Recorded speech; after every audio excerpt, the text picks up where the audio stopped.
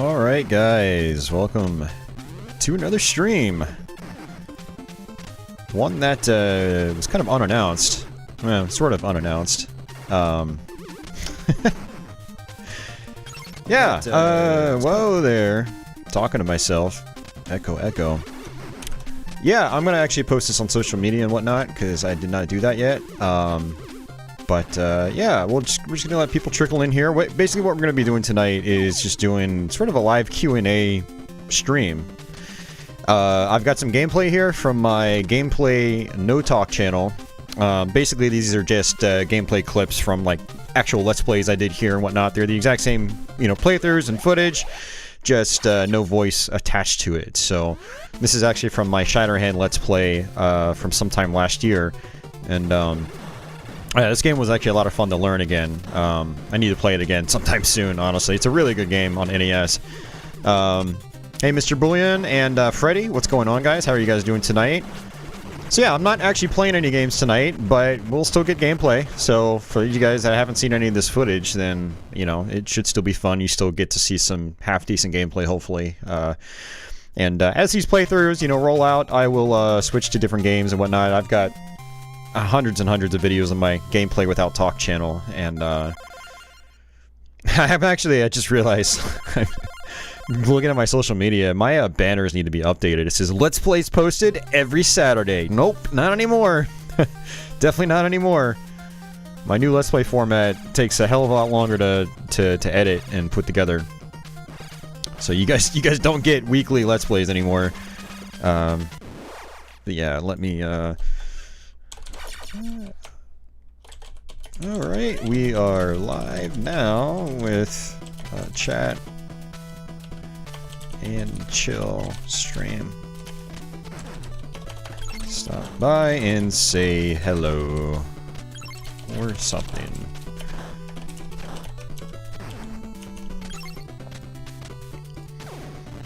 Yeah, so how's everybody doing tonight? I had an interesting last few days. I'm not gonna really get into it, but I'm just kind of glad this weekend's almost over. I go back to work in the morning and start the next week over from scratch. Big news, I actually got my Jaguar flash cart last night, the Jaguar Game Drive. So I actually fired it up, got a bunch of ROMs loaded onto it, got to play with it, and it's great. So you guys can expect some Atari Jaguar streams here sometime in the very near future, so watch out for those. I'll try to see if I can tackle some specific games as Let's Plays as well. I'd really like to redo Raiden, which is an interesting port of the game. It's interesting. It's all good, man. Just kicking it tonight with some Mortal Kombat Deception. Nice. Nice, nice, nice. I need to stream that sometime very soon. Yeah, Will Haynes had donated funds for that game, and I picked it up. And finally got another working Xbox again. And, so I need to do a blind stream of that. I mean, maybe I'll even do that later this week. Maybe that'll be something I'll tackle this week before I start doing other stuff, like Jaguar games and whatever.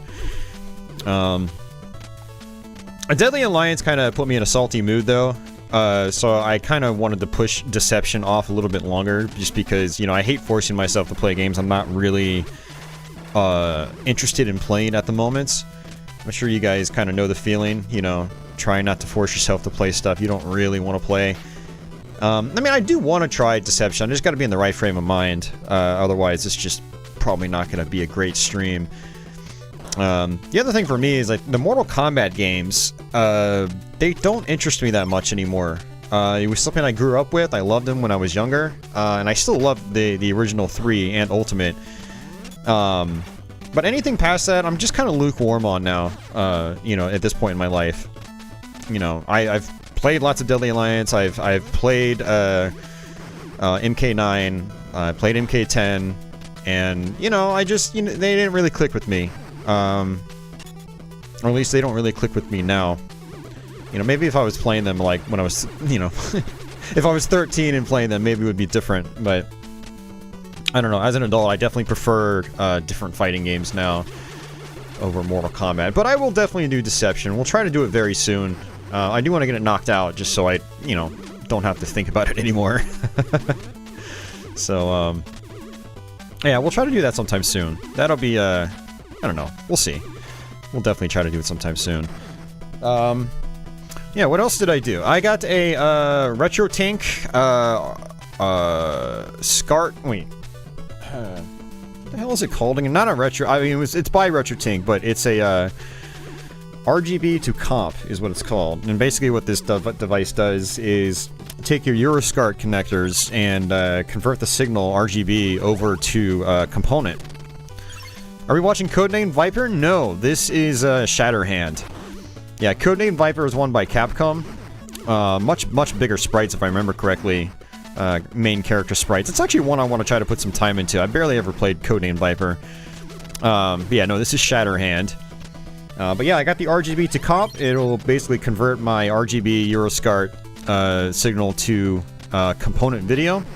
And the significance of that is that I can now run my RGB consoles into my big-ass 32-inch Sony Trinitron, which has component inputs in the back of it. So I'm probably going to try to hook that up later this week. And yeah, that's going to be really fun.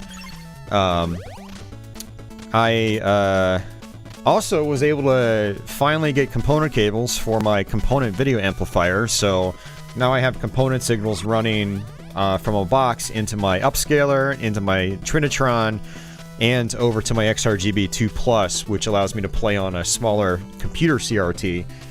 And because of that, I got my Wii hooked up permanently to the CRT, the Trinitron, which is awesome. So we're going to be doing some more Wii stuff in the near future. With my old setup, using the LCD monitor, I was just way too close to the screen to really be able to do any, you know, Wii motion gaming. Like, I could do stuff where it's just, you know, I rely on the D-pad or analog sticks or whatever, but when it came to, like, waggle stuff, or, like, pointing at the screen and, you know, aiming, like light gun games, it was pretty much unusable. So yeah, we're gonna do some Wii stuff in the future. Got a lot of stuff I really want to play on the Wii. Yeah, so watch out for that.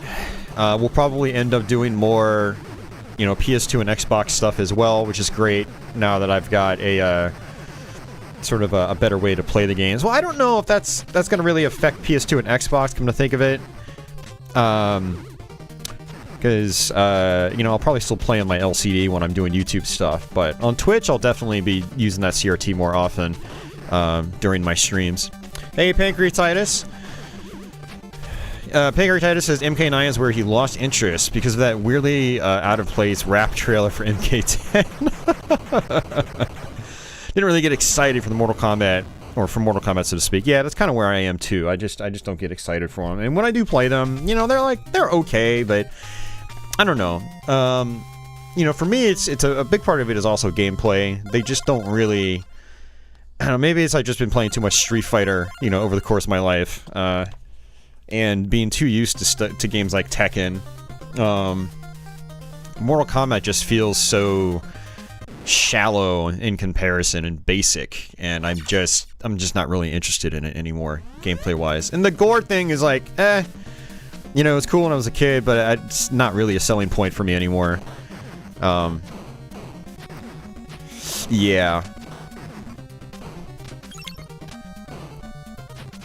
So in terms of Mortal Kombat, MK9, Deception, a little bit of Armageddon here and there, and MKX are your go-to games. MK9 being your #1 favorite in the series. Nice. And also, as unfairly cheap as they may be, all respects go to the original trilogy. They do make for some extremely fun multiplayer matches. Oh yeah, no, I love playing classic Mortal Kombat with real human beings. They can get very competitive, and they're very fast-paced games too. I like that matches just don't go on forever in the classic Mortal Kombats in particular. It's yeah. If you get, like, you know, two higher level Mortal Kombat players, classic MK players together, it's fun. It's really fun. Yeah, I mean, I still love the original Mortal Kombats. You know, I grew up with them, and I like, you know, even though they are a lot more simplistic than, say, Street Fighter or something like that, or a lot of the Neo Geo fighting games, it's, I still like how the original games feel. They're fast, they're snappy. They feel really good to play. I don't get that from the 3D Mortal Kombats, you know. Well, MK4 is kind of a weird one, but when I say 3D Mortal Kombats, I mean from Deadly Alliance and on.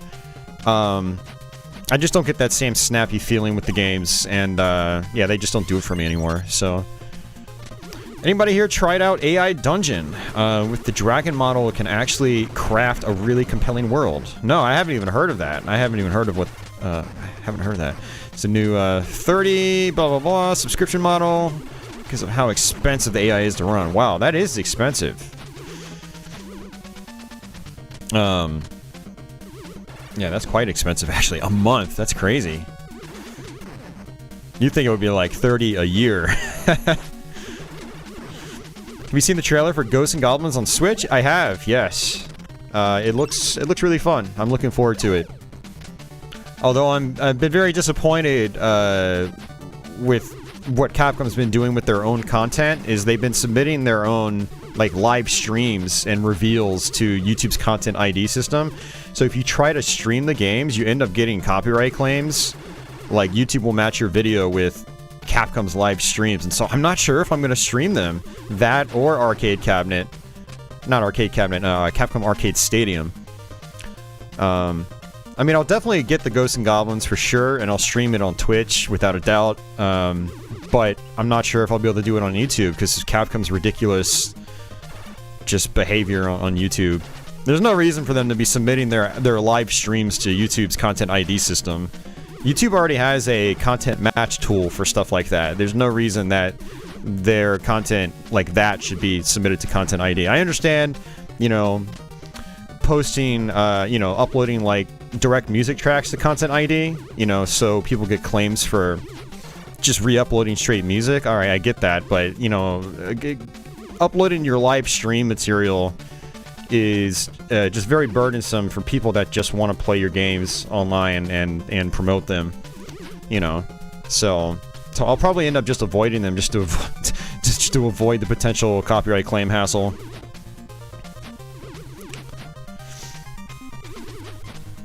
Yeah, no politics here, guys. We're just gonna chat and chill tonight. We'll talk about gaming stuff mostly. I mean, we get off topic sometimes, and that's fine. But yeah, I don't do politics here. Yeah. So, but yeah, that Ghosts and Goblins looks really fun though. I'll probably still buy it, and I'll definitely play it because I'm a, you know, Ghosts and Goblins is one of my favorite series ever. It's up there with like Castlevania and stuff like that. And you guys know how much I like my Castlevania. What's going on, Game Eagle? Oh, that's for the unlimited use of the deep learning AI model. Otherwise, you get limited on how many actions you can do. Okay, interesting.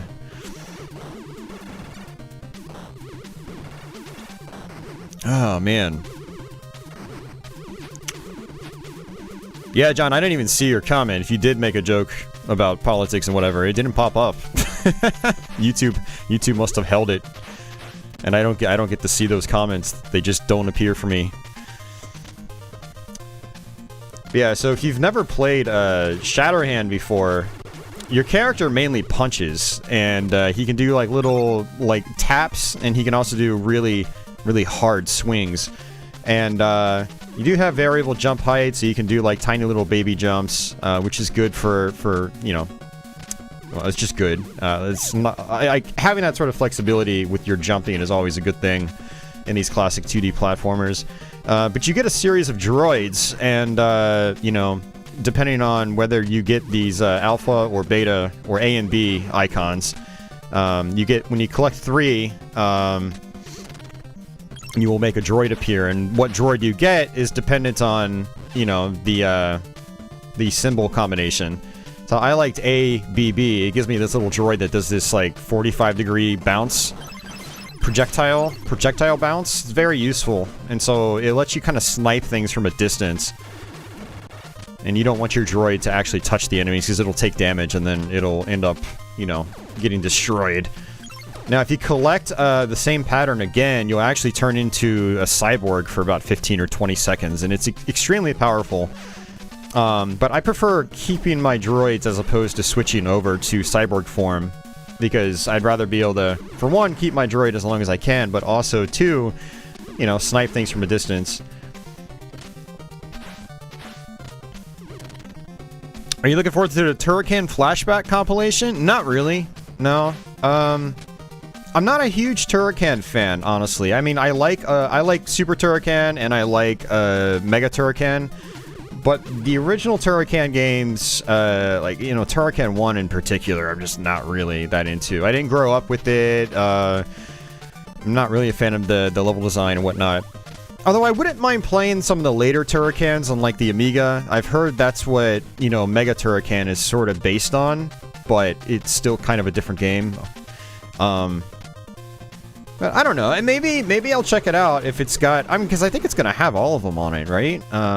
Maybe I will check it out eventually. But yeah, I wouldn't say I'm excited for it or anything like that. I don't plan on buying it right away. Yeah, maybe I will check it out in the future now that I'm talking about it.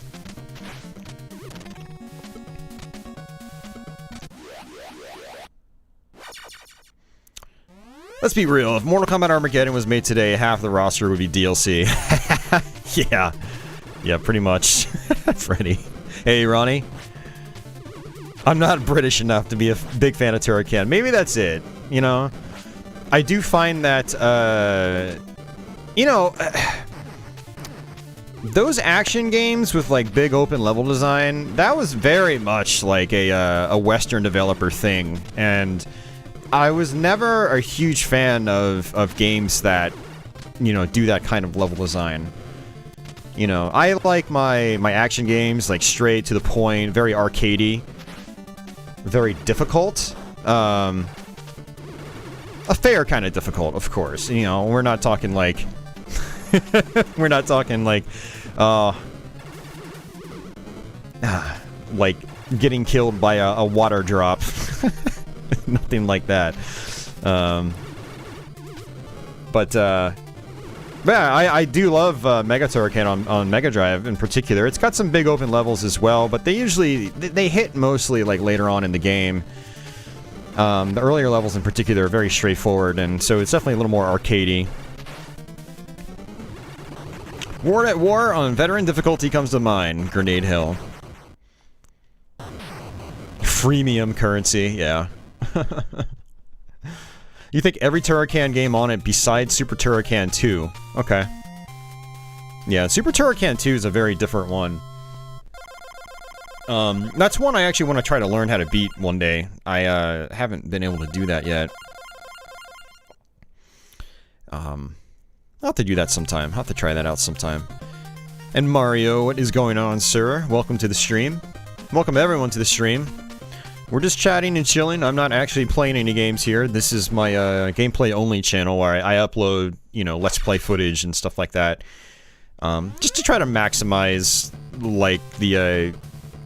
I try to maximize my footage that I record, basically.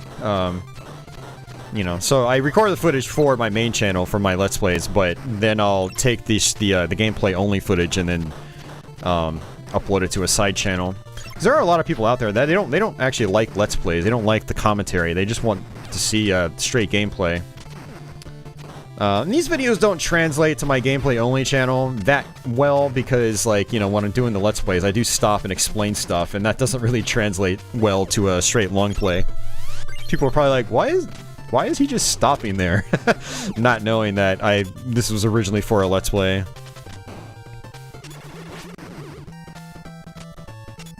To the live chat, yes. Welcome, Ashton. What game is this, Mario? This is Shatterhand for NES. And this is from a Let's Play I did last year. Hopefully they don't fumble the ball. If they call the next hybrid console the Switch U, they're in trouble. Now, Nintendo's gonna be fine. If they do anything else, it'll probably be like a Switch Pro or something like that. Now, Nintendo's back, man. They are... You know, they're firing on all cylinders right now. The Switch is just a runaway success. And for good reason. I mean, it's a great device. And it's got a really good library. Speaking of Switch, actually, I picked up Ys Origin. Didn't even realize I came out to Switch. It wasn't very expensive. It was only like 30 bucks at Best Buy. It's a limited run games release, apparently. So, I've never actually played Ys Origin, so I'm looking forward to firing that up. And then also I picked up Super Bomberman R, which was only like 15 bucks at Walmart.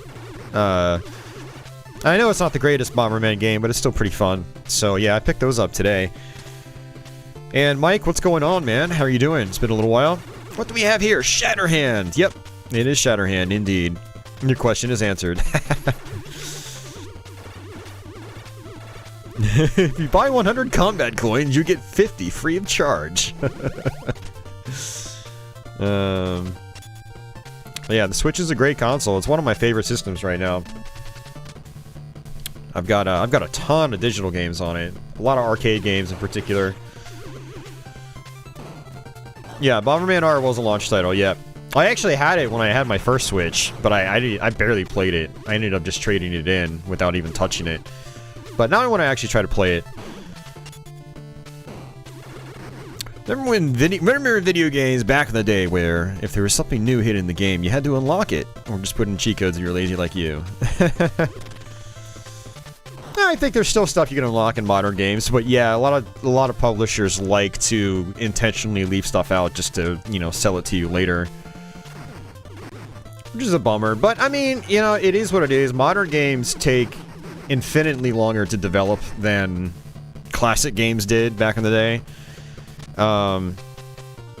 And so, you know, it's a much greater financial investment to develop, you know, games these days.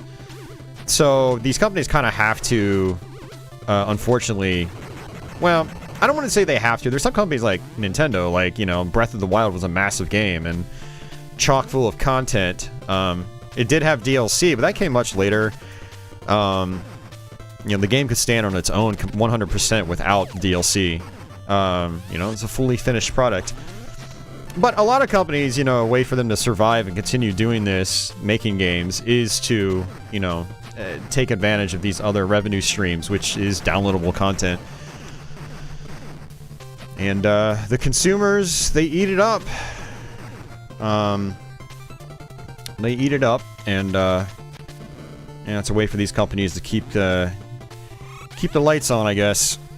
So, the old Nintendo Game & Watches. Oh man, speaking of the Game & Watch, I was super tempted to buy the Mario Game & Watch tonight.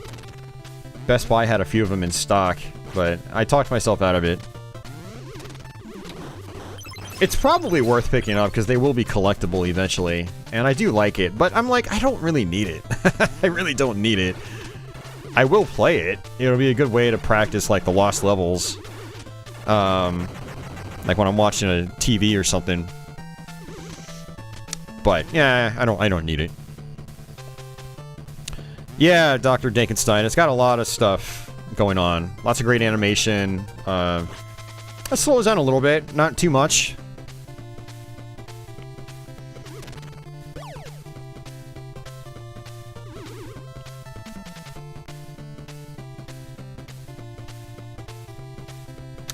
Yeah, I haven't seen any of those DC films with, like, Affleck Batman and whatnot. It just didn't really interest me. Yeah, so I don't even know what his performance was like, because I haven't seen them. The action buttons are terrible in the new Game & Watch. Yeah, a friend of mine let me use his, and yeah, they weren't amazing. I mean, it was usable. I was able to play Mario Brothers, or Super Mario Brothers, without too much issue. But they're definitely not NES quality buttons, that's for sure. Shocked and rather happy that Tony Hawk's Pro Skater 1 and 2 Remake doesn't have any DLCs yet. Really, it doesn't? There's none? That's pretty cool, actually.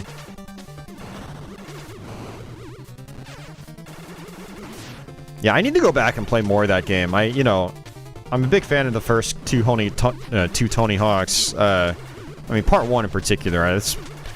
Tony Hawk 1 is probably one of my most played games of the last 20 years, honestly. It's one of the ones I've gone back to at least once, you know, every year. I'll have a little stint with Tony Hawk 1. Affleck is a good Batman, Mike says. He just wasn't given a good movie in which to be Batman. Yeah. No DLCs or any microtransactions. It's very interesting.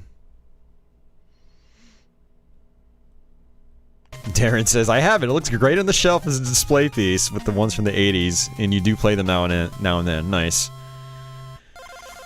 Ocarina of Time should come over to the Switch. I could totally see them doing something like that. I mean, they did that Mario All-Stars collection, and I think this year is Zelda's 35th anniversary, so they did something for Mario last year. Maybe they'll do a Zelda collection this year and bring those over. I could totally see that happening. And I guess, you know, if something like that does happen, we're going to find out pretty soon, I bet. In the next Nintendo Direct or two, I would guess. Nintendo likes to celebrate their stuff, you know, or announce that stuff early in the year and then release it later, so I don't know, we'll see. If they do some kind of Zelda collection, I'm kind of curious what it will include. But Ocarina of Time would be a no-brainer, in my opinion. They've already got the emulator there, you know, running Mario 64. So, yeah, I could totally picture that happening. I'd honestly be more surprised if it didn't happen. Yeah. Yeah, I haven't messed around with any tabletop games myself, Pancreatitis, and I haven't really messed around with many of the Warhammer video games either.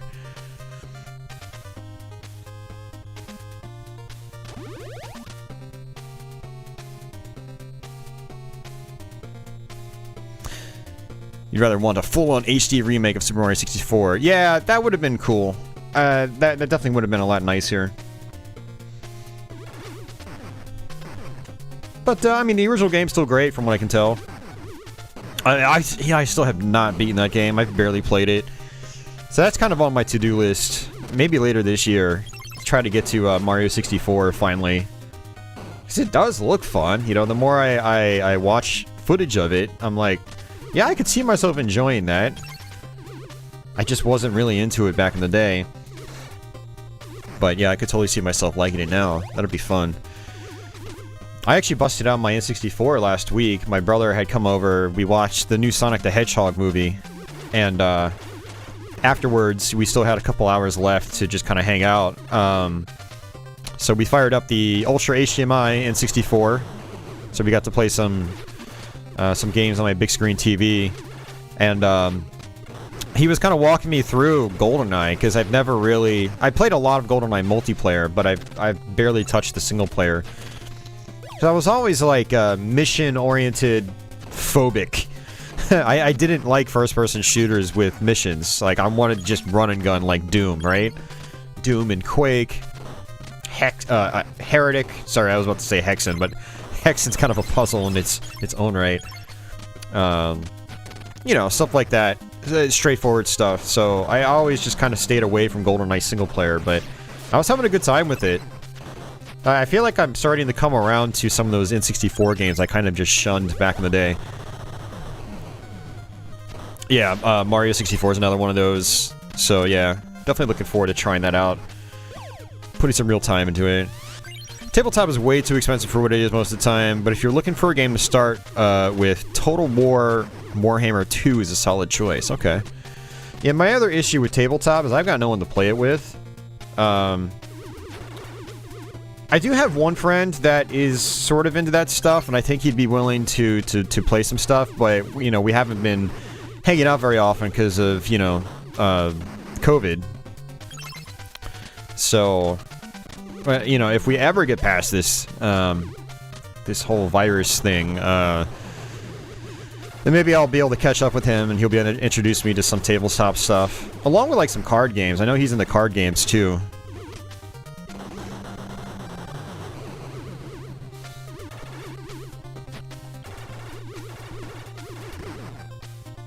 The stupid cat retracted that message. She's in heat for being a pest. And being a pest. Hey, Adrian, welcome back. They should do the Zelda Collector's Edition to Switch, that they put on the GameCube. Oh, yeah. Yeah, I mean, they could totally easily do that, too. Yeah, they could do that very easily. I mean, because they've already got a GameCube emulator running, too. And that will probably be the best way to do those games. Hey, Tenchi3, thank you very much for that. I appreciate it as always. Hope you're doing well. She's crawling all over you, and you're flailing to repel her. Triggered a sequence of hand gestures that resulted in me retracting the message on your phone.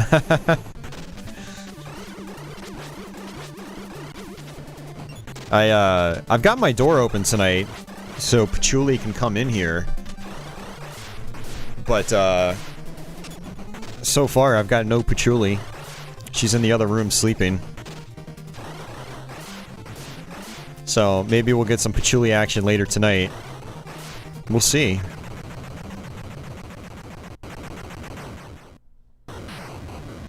Yeah, if you guys want to see some stuff, I'll show you some stuff, actually. To kind of mix things up here.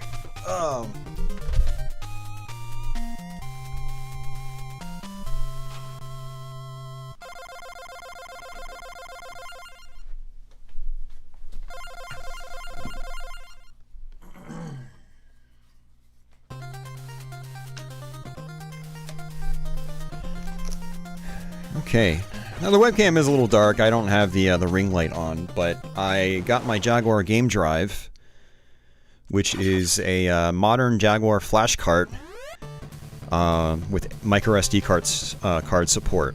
And I got the sort of deluxe edition, which comes with a box and everything, and even has a tray and an instruction manual, which is pretty cool. So, but yeah, that's the box.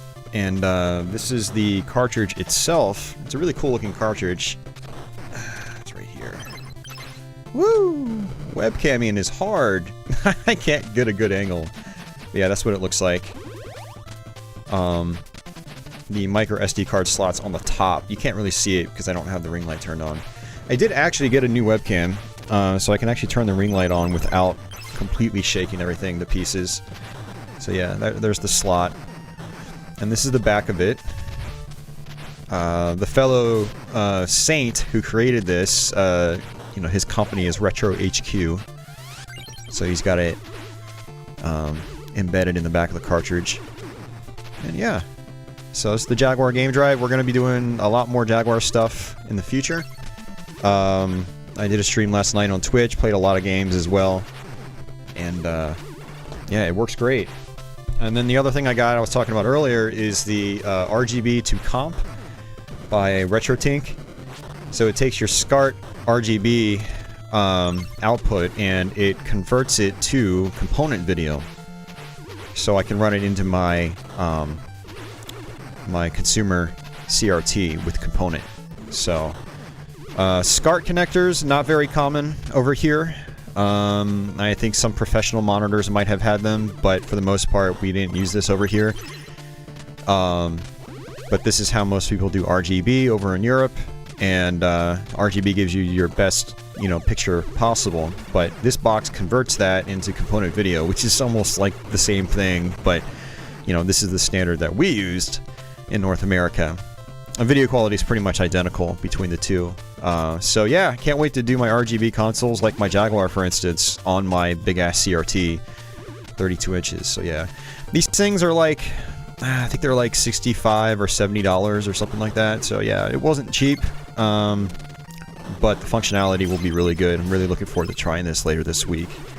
The Jaguar flash cart, by the way, was very expensive, and you know, when I say your donations and stuff like that really, really helps, trust me, it really, really does, because this flash cart was, I think it was $200 after shipping. So, you know, consider your donations going towards things like that, which you know, ultimately improves the channel and the stream and whatnot. You know, it gives me more content to play around with. So, but yeah, and again, these are the Switch games I bought. So again, I got Super Bomberman R. Again, this is, you know, a really cheap game now. This was like $40 when it came out brand new, like 4 years ago. Now it's $15 brand new. And actually, if it's still $15 brand new, I would imagine that Konami's probably not going to manufacture this for much longer. If it's down to $15, I can't imagine it being around too long. But then, Ys Origin. I know this came out on PSP, and I think I might actually own the PSP version, but I saw it and I was like, man, I've wanted to play that game for a long time. The Switch version's probably better. I'm going to assume it probably looks nicer and runs better. So yeah, I'll try to play this sometime soon. Maybe we'll just do like a blind stream on YouTube and see what happens. I predict it's going to be a lot of fun, because these Ys games are just, you know, really fun. So, but yeah.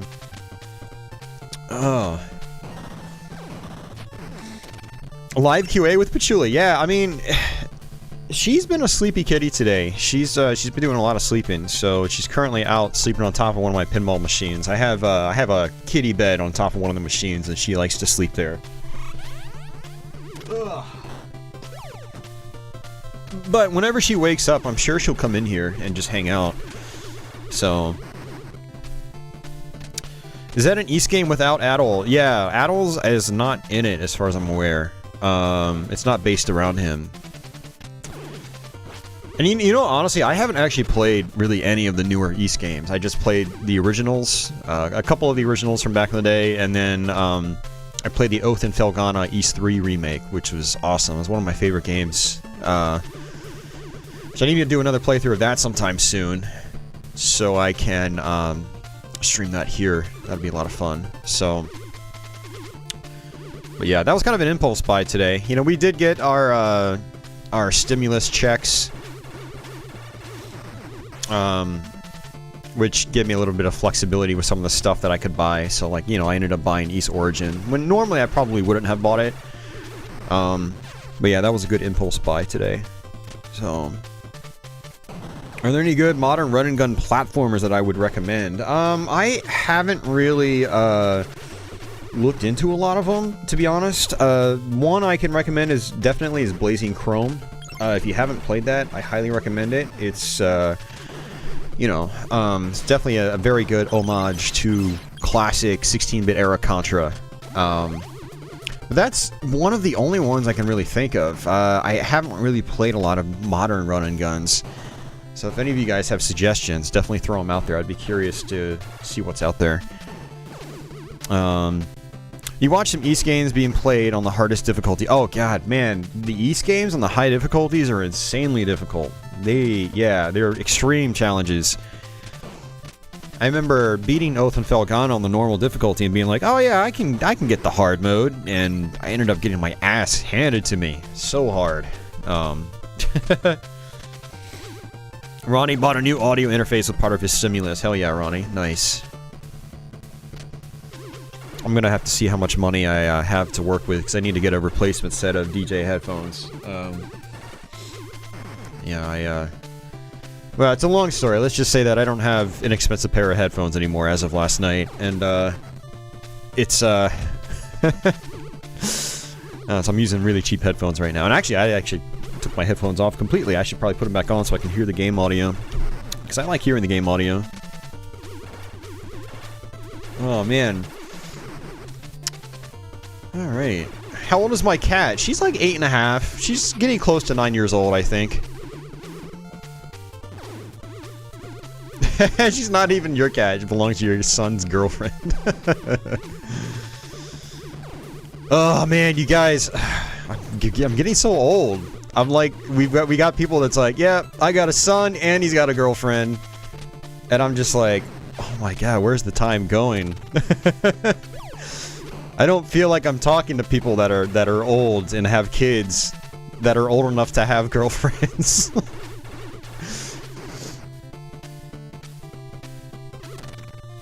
Oh, okay, Total War Warhammer 2 is a video game. Okay, nice. Okay. Gotcha. Yeah, some of the Warhammer video games have looked pretty cool. I know there are a couple first-person shooters as well. I wouldn't mind trying.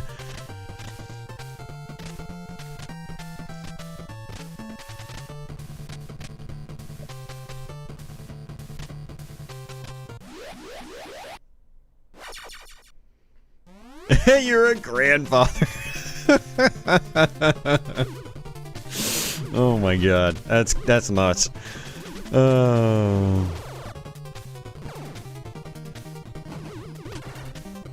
You love the SSL mixing consoles and their new audio interfaces simulate the sound coloration. Nice. No, my headphones breaking was not cat related.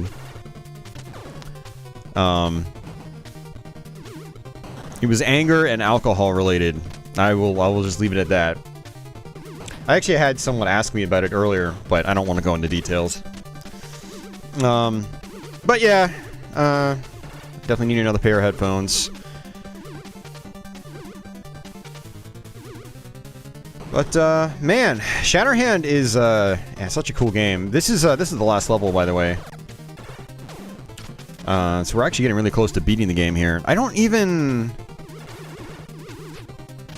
remember if I died in this playthrough, to be honest with you.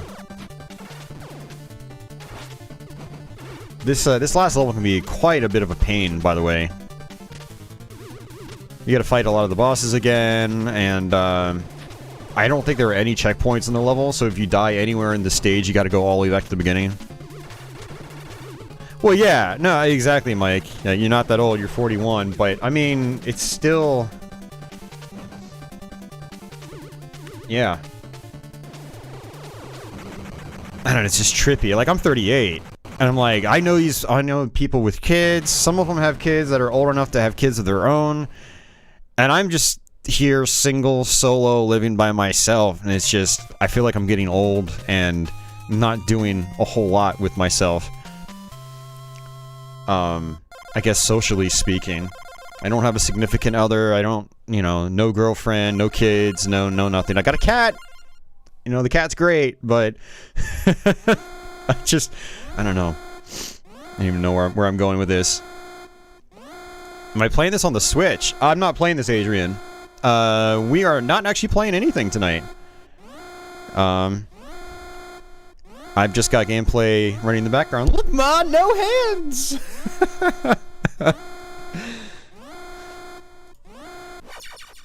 Yeah, so this is actually just a screen capture from my gameplay no talk channel. Oh, this is the last level now. Okay, never mind. I thought we were on the last level already. Yeah, so this is just another YouTube channel of mine where I just post just straight gameplay. I'll take my Let's Play footage and just upload it as straight gameplay. So after Shatterhand finishes up here, we'll switch to a different game. Yeah, and I've just got a desktop capture running of it, so... But it's like not that much different from me actually sitting here playing the games. Like, I can focus on all your chat now. That's one benefit to doing this. Yeah, I thought it would be just a fun thing to do. I did this with my 10,000 subscriber special. I don't even remember when that was. It was sometime in 2020. And, yeah, we just did a couple-hour-long stream with, you know, we just talked. And it was fun, you know? And we still had gameplay on. You know, so you still got some gameplay, which is cool. You picked up a bunch of tips from the original playthrough. Certainly another helpful one. Hey, thanks, Toad. Well, I'm glad it was useful to you. Ultimately, that's what I hope the Let's Plays, you know, can do for people. You know, is be useful. So. Yep. Am I happy? Don't compare yourself to them. No, you're right, Mike. You're absolutely right. And that is something I struggle with. Some days I'm happy, other days I'm just, you know, I dwell on that stuff too much. And I think a lot of people do that. I do find that keeping busy kind of keeps my mind off things, though. I guess it's one reason why I do put so much time into my YouTube stuff. Is it, you know, it's something to focus on. You know, I'm sort of being productive. So, yeah. Sega will probably either do this, either release Sonic Adventure 1 and 2 and Sonic Heroes in a collection, remake the first Sonic Adventure, give us Sonic Adventure 3, or make a Sonic the Hedgehog 5. You think so? I don't know, I feel like Sega hasn't really done much with Sonic, in a while, as far as, like, mainline games go. They've had, like, spin-offs and whatnot, another Sonic racing game, they had, Sonic Forces, but like a Sonic the Hedgehog 5, or even a collection of their older games, I don't know. I mean, it seems like a Sonic Adventure 1 and 2 collection would make sense. You know, remaster them.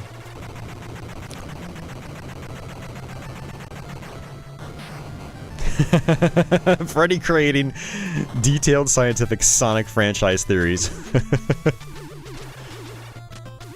It weirds you out to look at your nephew and he's eye level with you, yeah.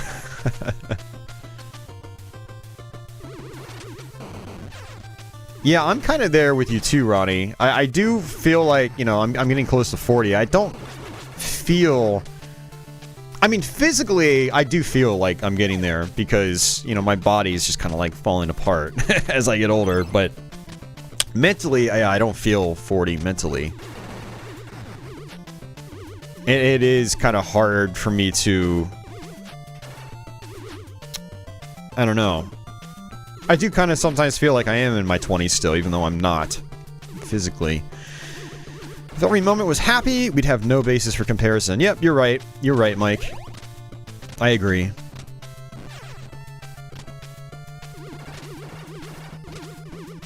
Yeah, one thing I do try to tell myself, and this is something actually that I couldn't get over in my 20s. I was depressed a lot in my 20s. It was just like a constant thing.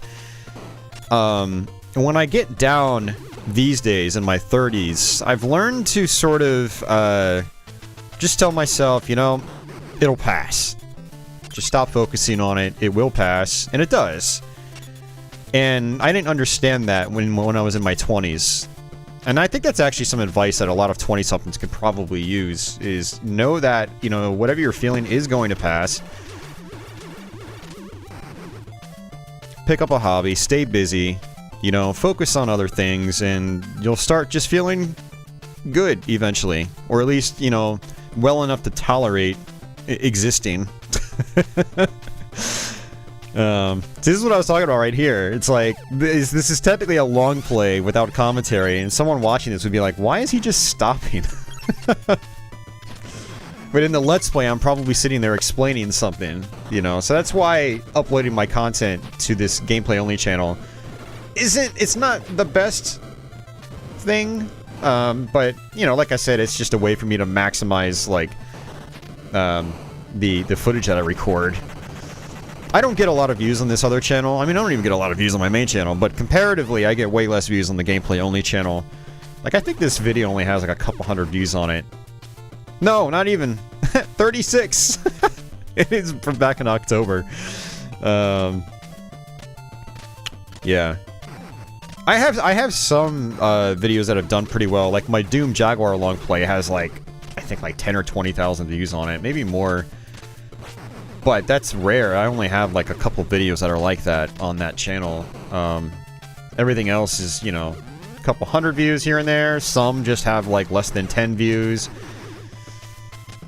Well, I guess the idea is for one to maximize the content that I record, which makes me feel more productive. But also, potentially, someone will find the long play, and maybe they'll want a commentary version. Then they can come find my Gameplay and Talk channel.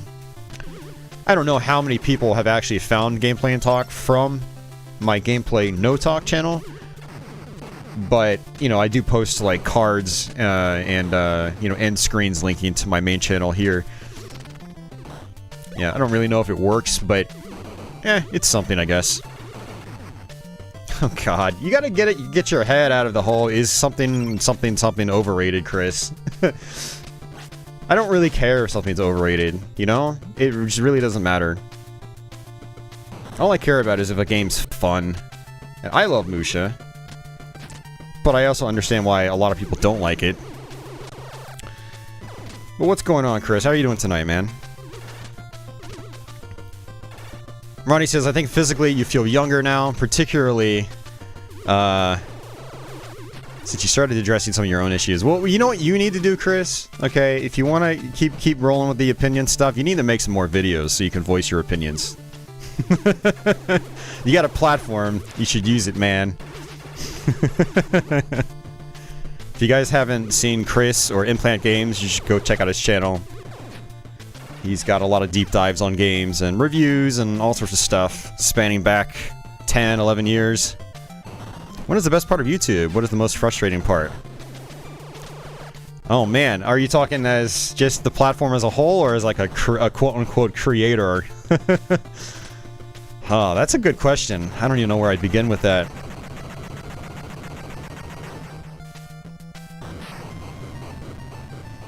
Hey, JS200, welcome to the stream. And John Smith,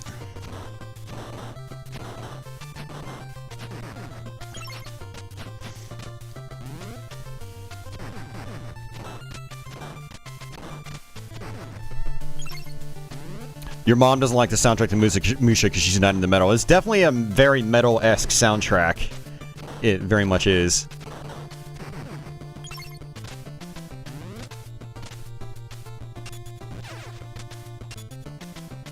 Chinese guy living to 250? What? I thought the oldest person in the world was like just in the hundreds. Either or both.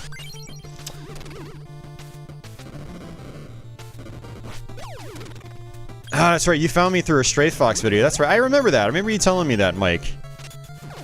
Yeah, I really appreciate, you know, Jeroen.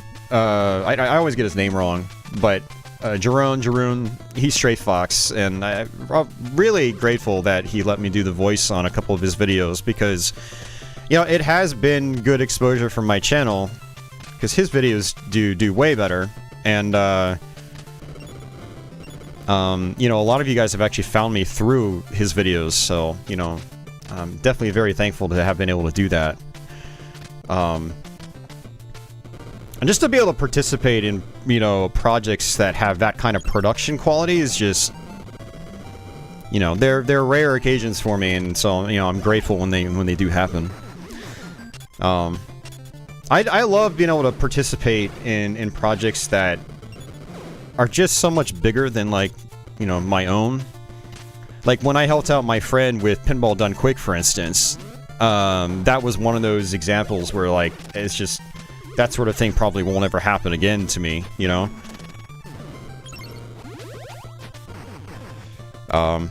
Yeah, being able to do that for a few years. Your great-grandmother who died a few years ago was born in 1919. Wow.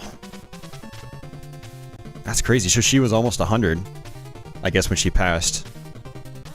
That's insane. I can't imagine living to 100.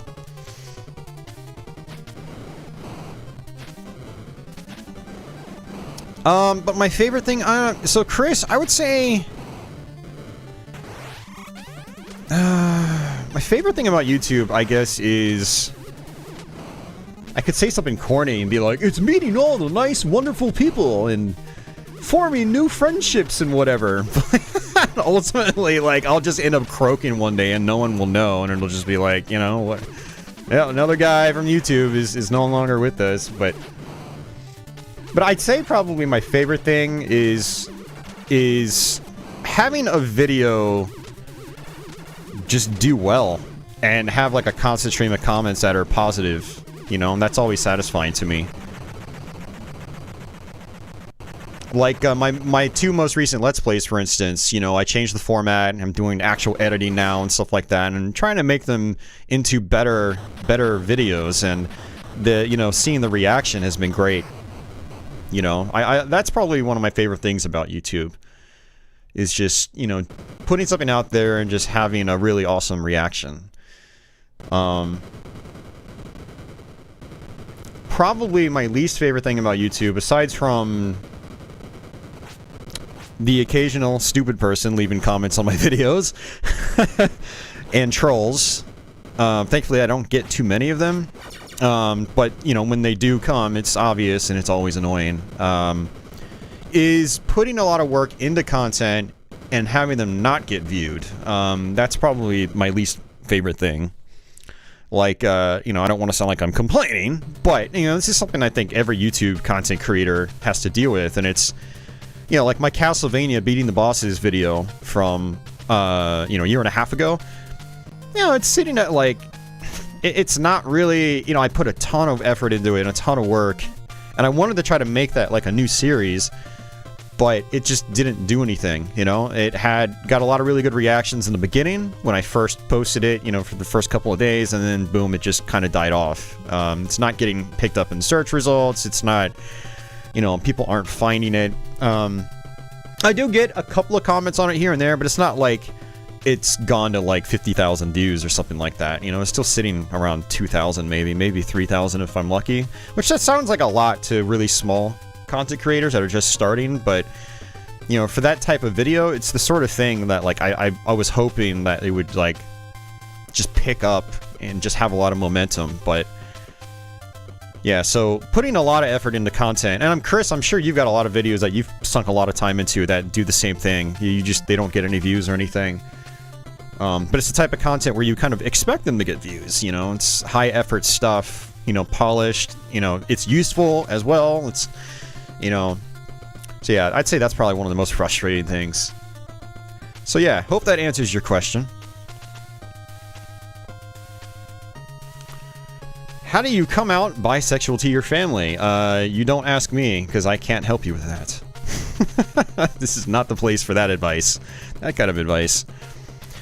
You'll be perfectly honest, my favorite part about doing YouTube was the validation of your interests. As you know, it's a bit of a taboo for people our age. Yeah, no, that's actually a very good point, Mike. Very good point, and that's actually been good for me too.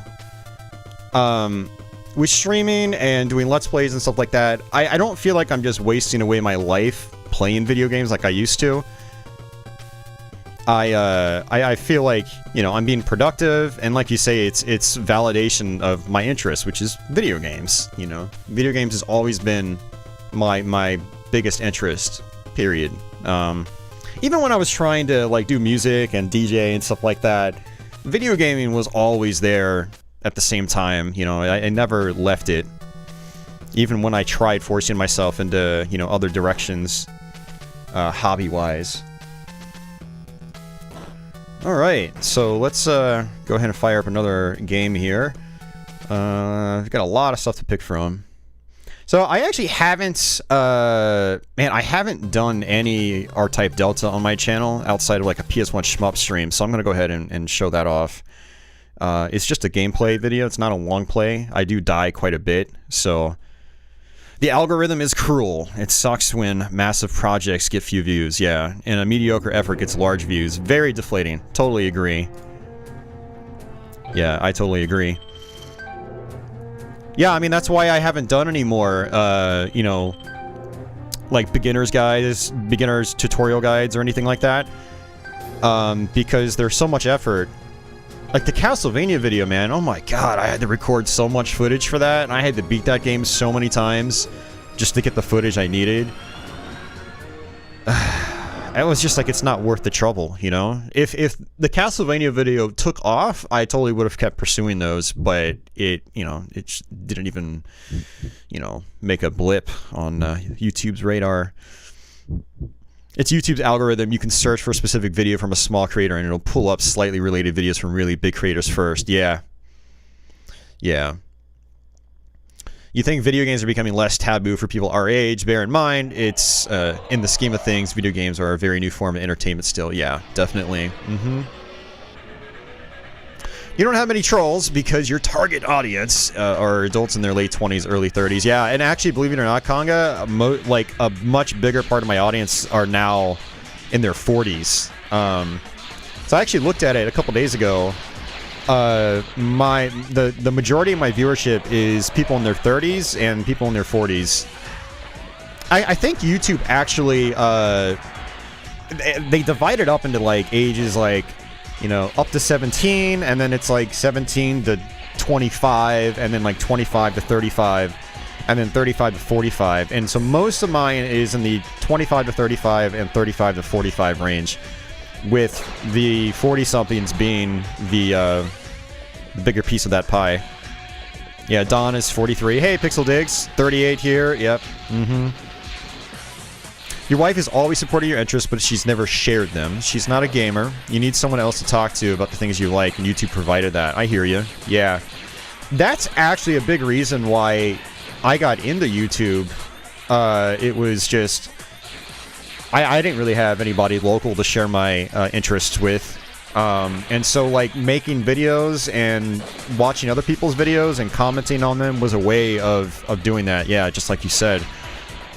Game Eagle's almost 23. Baby Game Eagle. He's a baby. Have you beaten the Donkey Kong Country games? What are my thoughts on the general series? So, I love the first one. I've barely played 2 and 3. They didn't really click with me when I tried playing them. Really, really like Donkey Kong Country Returns on the Wii and the 3DS. I think I got to the final world in that game. Never beat it, though. But I also like Tropical Freeze quite a bit. Never finished that one either, but that's on my to-do list. Yeah, I really enjoy them. And actually, Chris, after watching your Game Boy reviews, I don't remember if it was last year, maybe early last year, you did those reviews. I don't remember when. But that made me want to fire those up too, and I still need to go back and do that. I've never beaten those ones. Your son is 16. He is a baby. Conga's 27. What's up, Venom?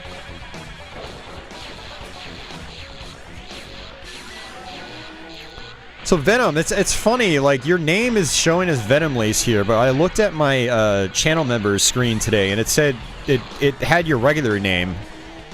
But now that you're like in my chat, it's still showing as Venomlace. I don't know if there's something wrong on YouTube's end or what. So I actually credited you on my slide today with your real name. Oh, speaking of which, holy crap, I totally forgot to do the shoutouts, man. Oh, thanks for the reminder, Venom. Yeah, I meant to do shoutouts at the beginning because we did have some support last stream and whatnot. So yeah, thanks to everyone that does support the channel monetarily via places like Patreon. Shoutouts to Pear, who actually joined back up as a patron. He actually messaged me a little while ago saying he had to back out for a little bit. No hard feelings, and totally understand. But he joined back up. So thank you very much, Pear, for coming back on board. But also, thank you to Tenchi3, Mike, and Jeff Metal 42, who all did super chats on Wednesday's stream. What did I play Wednesday? I've already forgotten. Oh, that's right, I played Quake. Yeah, thanks guys for checking out that stream too. Yeah, thanks to everyone else that is continuing to support via things like channel memberships and whatever. It's funny, your name change, Venom, reminded me. I totally forgot to do my my shoutouts earlier. I always try to do them at the beginning of the stream because, that's where it's most likely where people are going to actually see the slides. I try to show them at the end of every stream too, but not many people make it to the end. It's a Google account thing. Okay. Yeah, so Venom, I try to put people's names on the slides based on what YouTube shows me in the channel member dashboard. So yeah, it's just whatever your name's gonna be whatever it shows on that dashboard for me, and right now it just has your regular name. So, oh, you're heading out, Chris? All right, take care, dude. Leonard asks, do I collect anything? Sort of. I used to collect a lot of games, but I've, over the last several years, I've been downsizing and trying to resort to like optical drive emulators for CD consoles or flash carts for cartridge-based systems.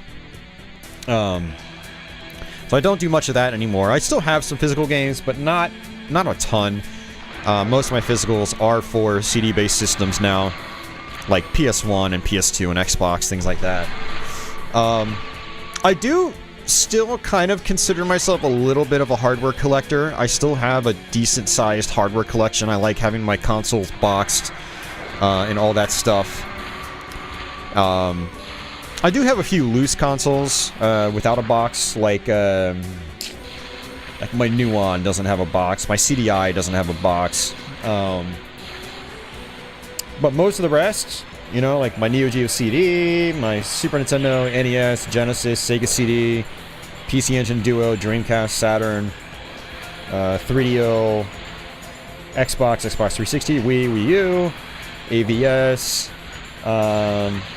Virtual Boy, and a whole bunch of other stuff. They're all boxed and complete and whatnot. So, and I even have a couple of duplicates. Like I've got some Japanese Mega Drive systems. I've got a boxed Mega Drive 2. I've got a boxed Mega Drive 1. That's in really nice condition too.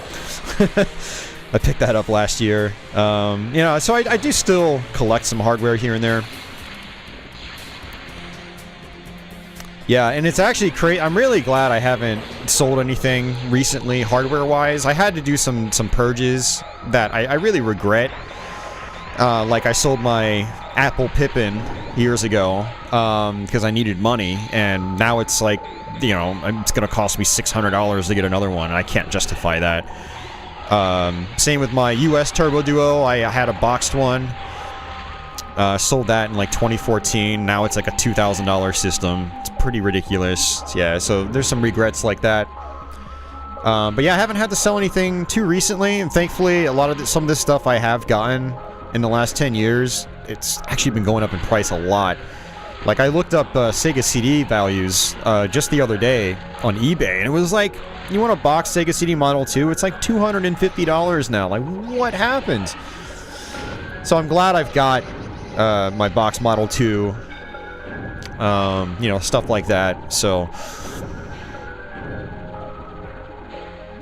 Trevor Student, what's going on? You'll be 37 in March.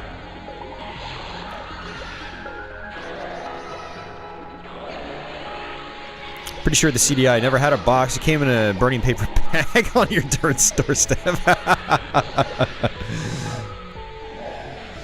Oh, yeah, poor CDI.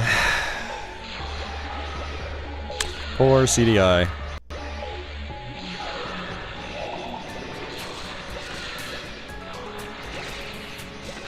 What is a game that you keep trying to, but still can't quite beat yet? Man, there's a bunch of them. R-Type 2 Arcade. I'll say that since we're watching an R-Type video right now. R-Type 2 Arcade is one of those games I still go back to every now and then to try to get better at it, and I struggle.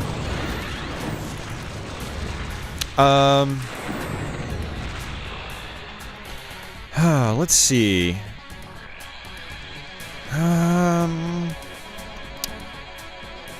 Ghosts and Goblins on NES. Yeah, Ghosts and Goblins on NES is one. I go back to that at least once or twice a year to hopefully eventually do a Let's Play of the game, but I can't do it. Every time I try, I fail and I fail and I fail. I'm gonna need to watch a speedrun video of it again to learn some more advanced tricks to hopefully try to control the game. Have more control over the game. Yeah. Oh yeah, Viewpoint's one as well. Yeah, I love Viewpoint, but it's an extremely difficult game.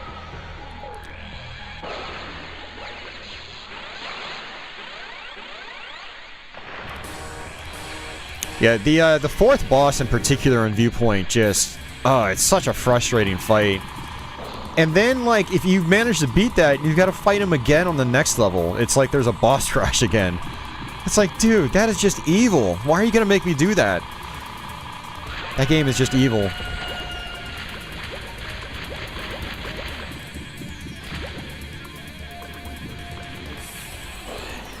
The skull, yep, yeah, the skull that rotates, it's got 4 sides to it. Have I ever done a bad game stream before? I actually have not. I had thought about it, but... Yeah, I don't know, like... One thing about streaming is I do find when I play bad games, like, even if I'm trying to just genuinely have fun with them, even though I know they're not great, you get all sorts of people coming out of the woodwork with, like, all these strong opinions about how terrible it is, and they just want to mock the game. It's like, you know, I'm kind of sitting here kind of trying to find the good in it and enjoy it, and so I try not to play a lot of, like, games that are universally, like, hated, if you will. Just because I find that, like, the direction of the chat isn't very positive, or productive for all that matter. But I have thought about it. I had thought about doing, like, you know, a bad NES game stream or something, and playing X-Men or something like that, you know, and playing some other games. But the other thing about playing bad games is that I have to be in a very particular kind of mood for some of them as well, and forcing myself to play them on stream will bring out the salt. Some people like salty Austin, but I don't like myself being too soft when I'm salty. So I try to play stuff that kind of will keep me in a decent mood. Battletoads. I love Battletoads, man. It's one of my favorite games. The original Battletoads. Yep, Battletoads gets better the better you get at it. And that's how a lot of hard games are, but Battletoads in particular, that's where it's especially true. Because Battletoads, it's not a hard game when you know what to do, but getting to the point where you know what to do is extremely frustrating. Yeah. Yeah, mistakes are inevitable in that game. Absolutely, for sure. I agree 100%.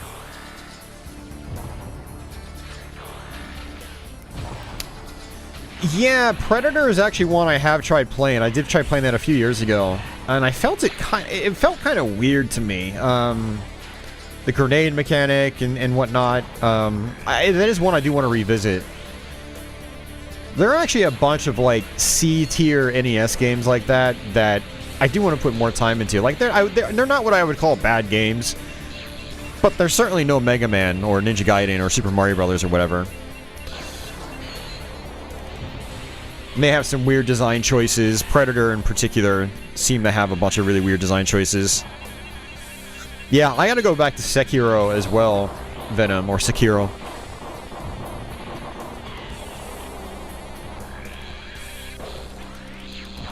Ronnie. I know, a stream of 1942, the game, the best soundtrack ever. Yeah, I'm glad that one's behind me, Game Eagle. But I can at least say I've got a full playthrough of that on my channel now. How many YouTubers can say that? I've got a full playthrough of 1942 on my channel, the NES version. You want to feel really accomplished with your YouTube channel, guys? Play some 1942. As such, it involves sticking to games you knew well. Yeah, because you like them enough to learn intimately. Absolutely. I do find myself struggling to learn new games or care enough to learn new games.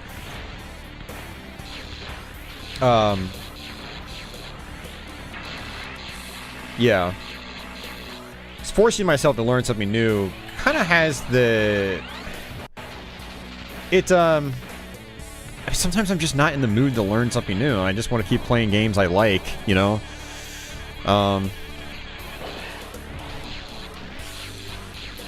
Like, I learned Ninja Crusaders on NES 2 weeks ago.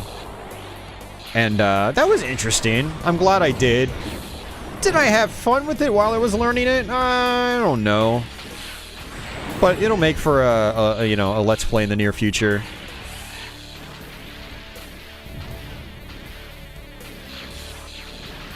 I do find that when I'm learning games, playing games for the first time, you know... I get into some real weird moods when I'm playing games for the first time. I'm like, oh, this is designed so poorly, and blah, blah, blah. I'm just making excuses for my failures and whatnot. Like, I almost don't even like that process of learning some of these old games anymore.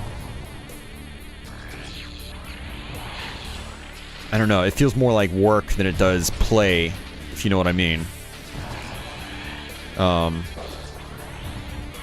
don't even know where I'm going with this. Andy's been lurking. Back in the day, a friend of yours wanted a copy of Predator really bad, but couldn't find one.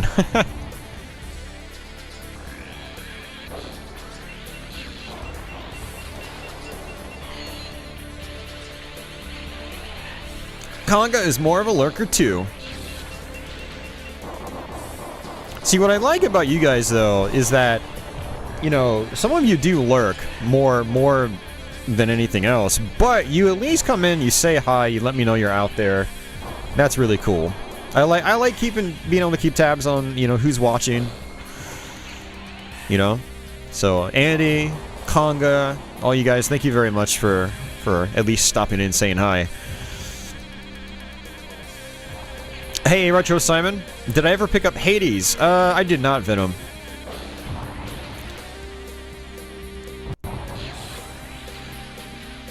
You felt like covering games you dislike would be reflected in the energy of your commentary. Yeah, that absolutely happens for me. If I'm playing games I don't like, and I'm just forcing myself to get the content out, like a bunch of my Let's Plays in the last year in particular, I just did not really want to be doing them at all. And I think it was totally reflected in my commentary. My enthusiasm and whatnot. Now, Ninja Crusaders, I think I'll be pretty enthusiastic about it when I actually do the video, because you know, now that I know what I'm doing, it is a fun game. And it's definitely got some parts that need explanation, so it'll make for a good Let's Play. A tutorialized, you know, Let's Play.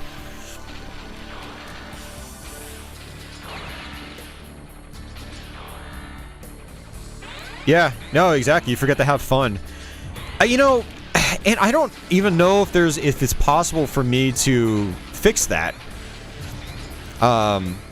I really don't even think it is. Like, I have such a hard time just casually picking up games and just having fun with them like I did as a kid. And I think I've been doing this for so long that my mentality is just done a 180. It's totally different now. And it's going to be hard for a lot of people to understand, I think.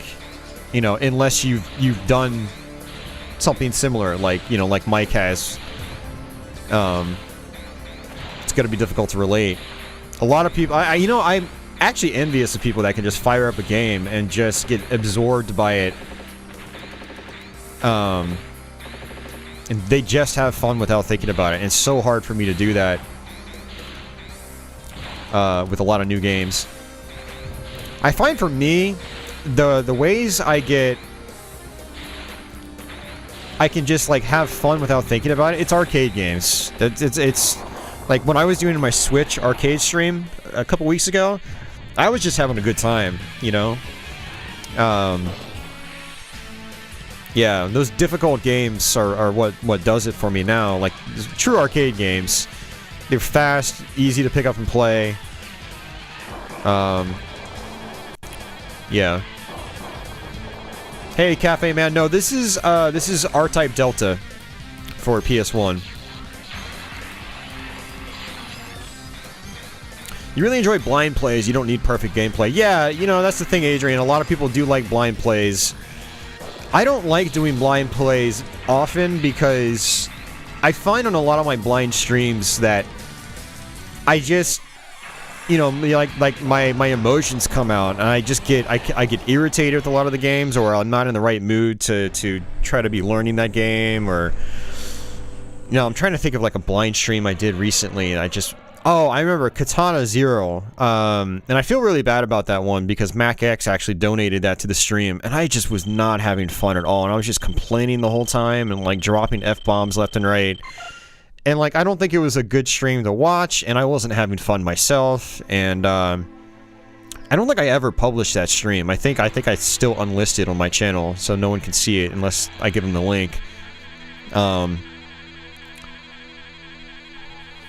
Some people find it interesting watching people try a game for the first time, which is why I still like to do that format, like we did it with Hot Shot Racing last week. That was really fun. I really enjoyed it. But it's kind of a crapshoot with blind playthroughs. With blind plays, I end up making content that I just don't like. You know, I'm not happy with it, and I don't think it's a good, you know, viewing experience regardless.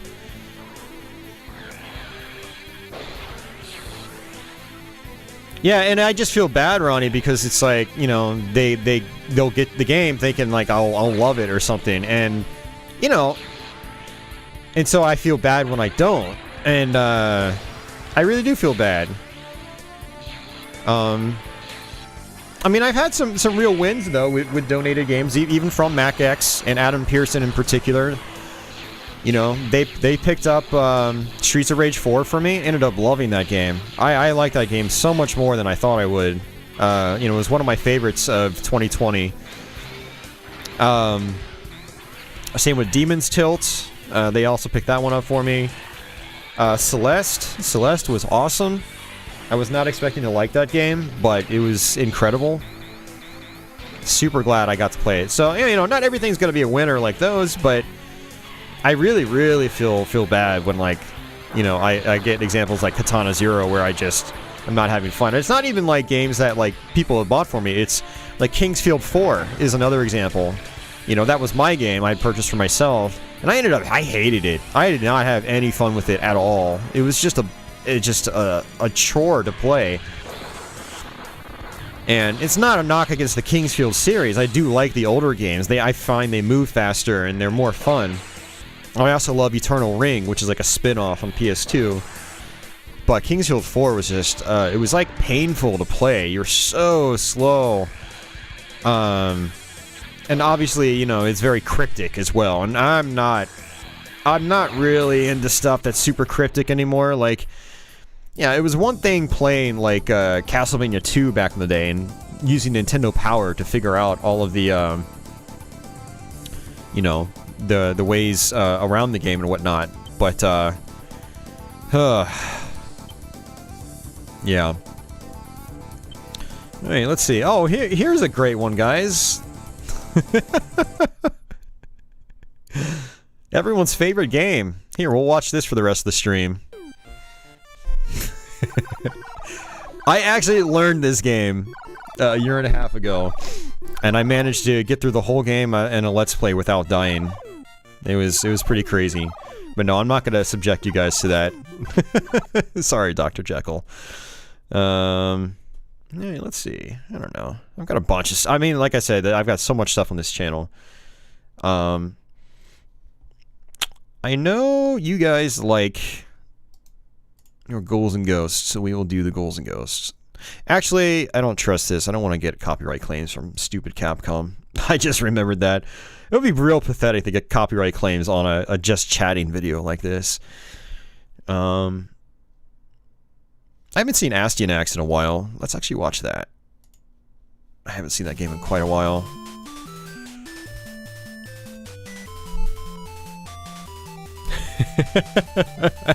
Game Eagle's back. Oh dear. Oh god, yeah, the Contra Road Corps stream. I think I played the game for like an hour and then I switched to other Contra games. Did Contra ever get a remake? No. Adrian loves Kingsfield 4. You wish it had been on a PC because you would have controlled a lot better. Yeah.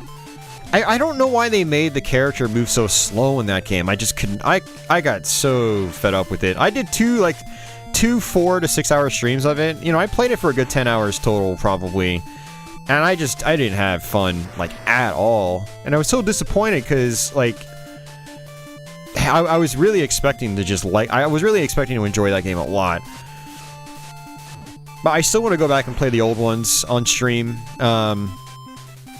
There'll definitely be games where I don't do blind streams, though, on YouTube. There'll be games where I'll learn them, like, on Twitch first. I'll beat the game once, and then do a YouTube stream. That way my stream will be a lot more enjoyable, I think, for people to watch. I won't be wandering around in circles for ages. Yeah, those are the best streams for me when, you know, I know what I'm doing in a game, and I can explain as I'm playing as well. Some of my blind streams are just like... I just wander around aimlessly, and I don't think it's all that fun to watch.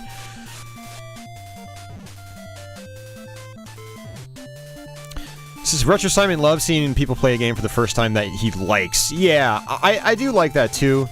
I prefer it being like shorter, more simplistic games though. You know, there are some smaller YouTubers that do gameplay streams, and you know, they'll play something like Astyanax for the first time or Adventure Island. And, you know, watching those is interesting.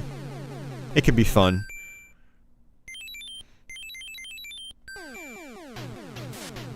Nice, Trevo Student. Hell yeah. Yeah, I had Astyanax growing up as well. It was just one of the first games I bought with my own money.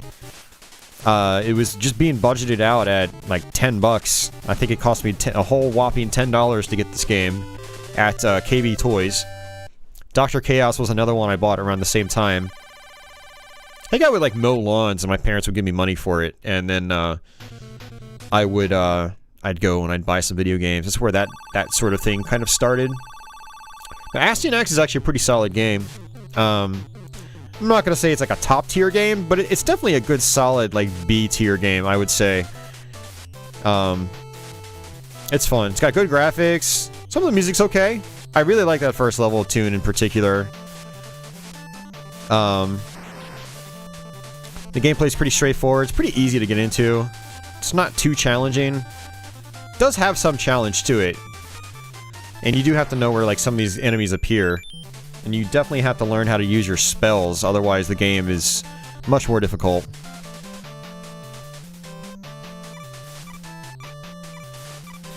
You got this power meter, so, you know, you let that charge up all the way, you'll do more damage.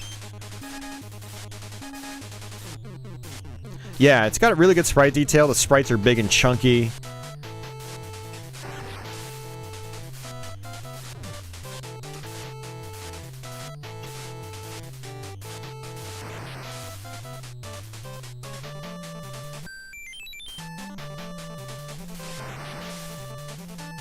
She beat it. Nice, man. No, Andy, Castle Quest will only piss you off because you have some sort of, like, weird lifelong grudge with the game. I'm gonna learn that game eventually just to spite Andy. I'm gonna do, like, the greatest walkthrough that game has ever seen, and he's gonna unsubscribe from my channel the day I do that.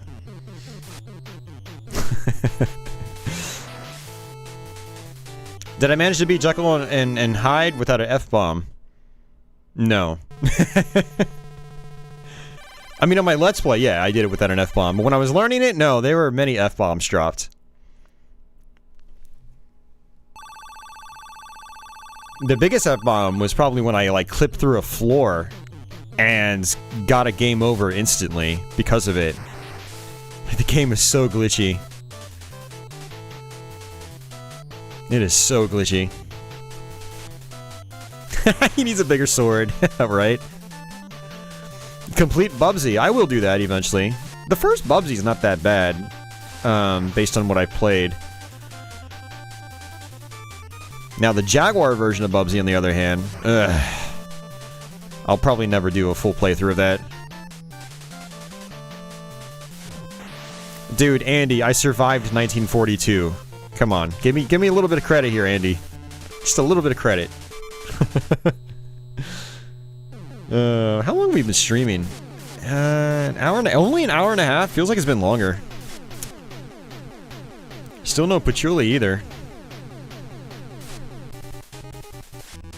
I actually do want to play Bubsy 3D. I know people that legitimately enjoy that. I have a soft spot for those really early 3D platformers where like it was just really experimental. I like it when games like haven't figured out what good mechanics are and they're just trying to fumble their way around. And yeah, some of those can be fun.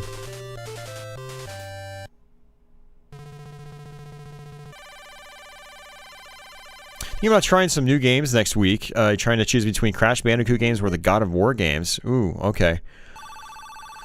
I want to go back and play through the original God of Wars, because I only really played the PSP ones, or I should say the first one on PSP, and I really enjoyed it back in the day.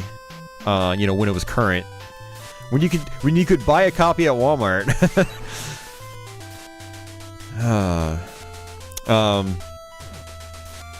Yeah, so ever since I've always wanted to go and play the PS2 ones. I've heard they're really fun games.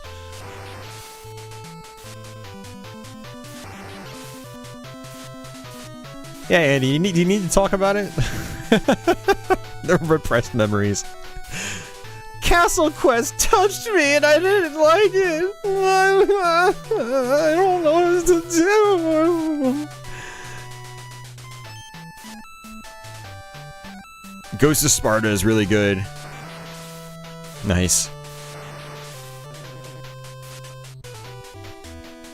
Bubsy 3D was really close to Mario 64. Yeah. It was one of the earliest games of its kind. For that era.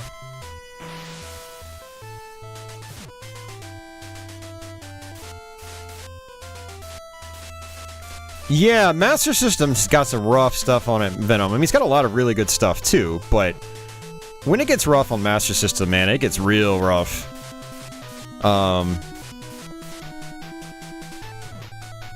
I hate crapping over the Master System, because it is a system I have a lot of nostalgia for, but its library is so much more, I'd say, limited compared to its competition. You know, the NES and Famicom in particular, just their libraries are so much bigger and so much more flush with a variety of games that are of also high quality. It's got, you know, they also have lots of bad quality games. That's the case for any system that's popular. It could be said for any console that's popular.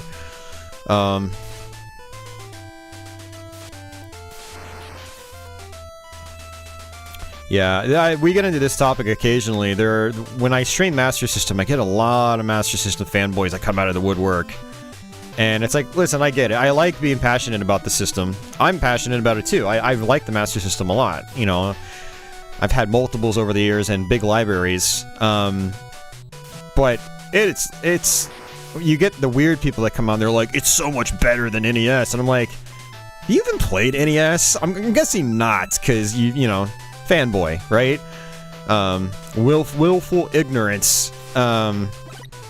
There's just like, you know, no comparing the libraries to a point. Like, the NES library is so much bigger, so many more games that are of high quality. Master System's top games are really good, and I love its earlier arcade stuff too. You know, Wonder Boy, Fantasy Zone 1 and 2. Well, Fantasy Zone 2 was a little bit later. Well, not that much later, actually, but Rambo, First Blood Part 2. Man, I love those games. Gangster Town is one of my favorite 8-bit games, period. But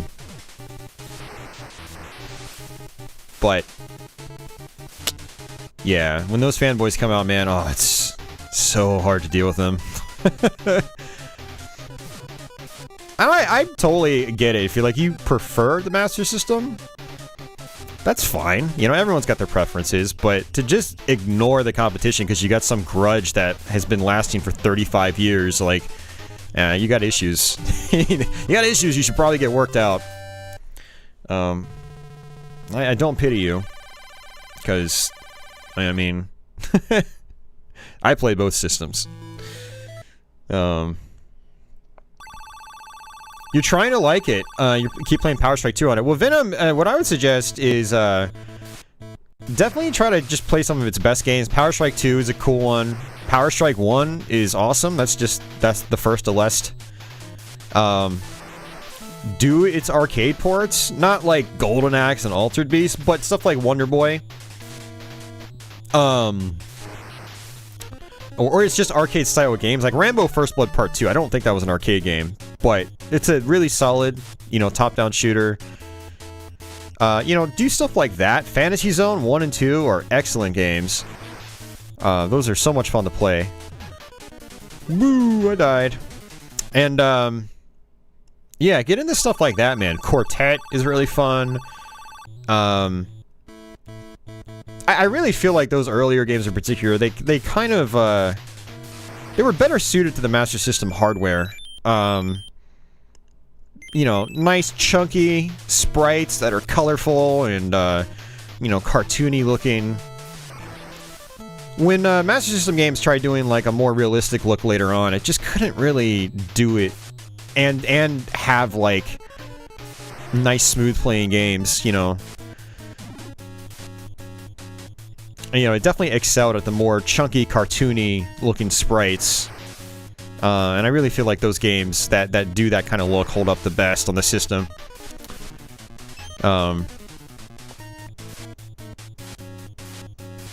Which Alex Kidd did you try, Venom? I think the first Alex Kidd I think it's a great game. The Janken matches are really annoying, but apparently there's a specific trick you can do to win them every time. And then Alex Kidd The Lost Stars is really fun too. I like that one, man. That's the second one. It's a really basic platformer, but it's fun. I have it, Andy. It touched me too.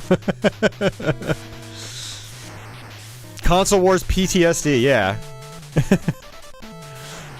Yeah, Retro Simon. We get people like that in when we do like Jaguar stuff as well. It's just so irritating. You know, kind of following up on Chris's Implant Games' question earlier, like, what's the best part of YouTube and what's the worst part? I'd say, like, the weird fanboys is one of the worst parts. Is having to interact with these weird people. People that basically have no semblance of logic to their opinions. They're just opinions for the sake of being opinions. They're just, like, dumb, emotional thoughts that, you know, haven't had much thought put into, apparently. Yeah, that's definitely one of the worst parts about YouTube. And you deal with those types of people just through, like, on message boards, too. I would definitely say it's one of the worst parts about, you know, forums.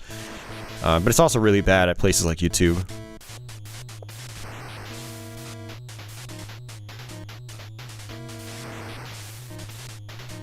So what's worse, Andy, sucking or blowing? You sound like you would know. Basically, the Last of Us Part 2 fanbase. You had every system but SMS growing up, so trying it all out on Mr. Yeah.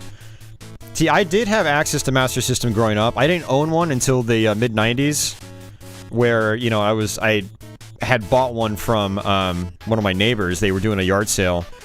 But I did grow up with it, you know, in the late 80s. I got to go down to one of my friends' homes, and they had Master System. So I got to play a lot of those good games growing up. I played a lot of Outrun growing up. Yeah. Yeah, I don't even know what it is, Mike. I have no idea. I don't know where it's going. I'm not sure if I like it. It's making me feel uncomfortable. Like, Last of Us 2, it just seems to be one of those things, like, you either love it or hate it, it seems like.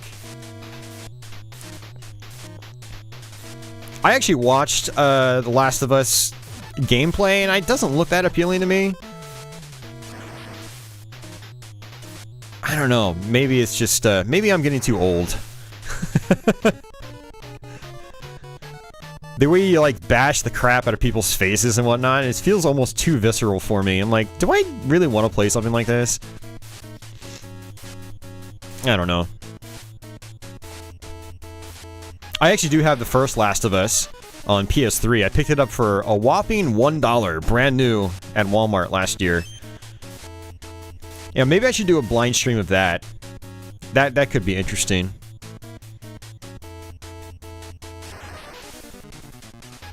Oh yeah, no, those are fine discussions to have, Retro Simon. I'm there with you, man.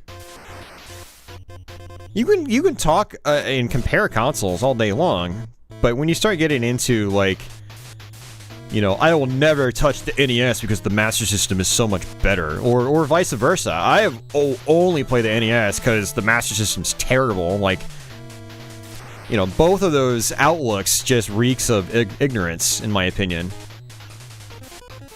And that goes for any console that's got, like, a half-decent library, or a half-decent amount of games. And you got weird, like, you know, what would be considered, like, bottom-of-the-barrel systems that, you know, no one in their right mind would probably touch, like a Hyperscan. But just about anything that hit the mainstream retail market has stuff on it that's worth playing. I mean, even the Virtual Boy has some really fun games on it. And I get that, like, maybe you can't play a Virtual Boy because it gives you a headache. That's fair, but to just be like, oh, it doesn't have any good games, like, that's just false, you know?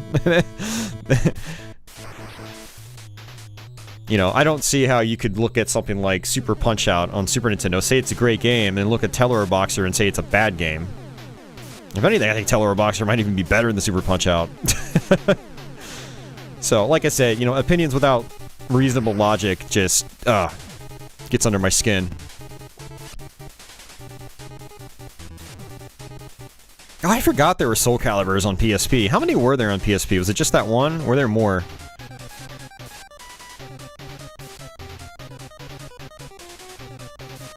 Oh, Game Gear had a lot of really solid games, Venom. You gotta explore that on your Mr. 2, dude. I actually prefer playing a lot of those Master System style games on the Game Gear because the Game Gear actually has a lower resolution than Master System, and a lot of those games would just be converted, like, almost straight up. Like, they didn't adjust the sprite sizes, so they actually look bigger and chunkier on the Game Gear. And in a lot of cases, it doesn't really hamper gameplay that much, like Revenge of Dranken, which is the port of Wonder Boy, and the first Sonic the Hedgehog. I prefer... Well... Wonder Boy, I will say I prefer playing the Master System one, but it's still a nice release on Game Gear. Sonic the Hedgehog 1 I actually prefer on Game Gear, because it makes it, you know, everything is so much bigger and chunkier. There's the Master System version, Sonic is so tiny on that screen, it's just like, there's a whole lot of screen space with not a whole lot going on, and, you know, that lower Game Gear resolution helps makes the worlds feel like just more exciting to traverse through. Soul Calibur Broken Destiny was basically a portable port of Soul Calibur 4 with different guest characters. Okay. You have an irrational reason for disliking Kingdom Hearts, despite many logical reasons to dislike it. Yeah, I haven't played Kingdom Hearts, but I've seen all sorts of reviews on them and retrospectives, and the gameplay looks really fun, but I don't think I could ever play them because the story is so freaking stupid. Like, I don't think I could put up with that story. So, I just don't even bother with it. Jack asks, do I think that 2021 will be better than 2020? I hope so. That's all I can say. I can't say one way or the other, but man, I sure hope so. I think for most of us, 2020 was just a bad year all around. I mean, like, you have the whole COVID thing, and like, myself personally, I had to pick up a second job, you know, because money was so tight, and I'm still at that second job. I don't really want to be working a second job. You know, so like, I had a whole bunch of other health issues too in 2020. And then I had a few month period in particular where like I was just really angry all the time. And I think it was because I let my blood sugar levels get out of control again. You know, when my blood glucose levels are high, I become extremely irritable. Yeah, those are some of the issues I had to deal with in 2020. And on top of, you know, the lockdown and, you know, not being able to kind of communicate with people normally in person, you know, with the mask wearing and with, like, people just being kind of weird because no one wants to get COVID, obviously, and, it's just been it was a really really weird year. Can't talk. Just in so many ways. I really do hope 2021 is better. I really do. You know, for everyone.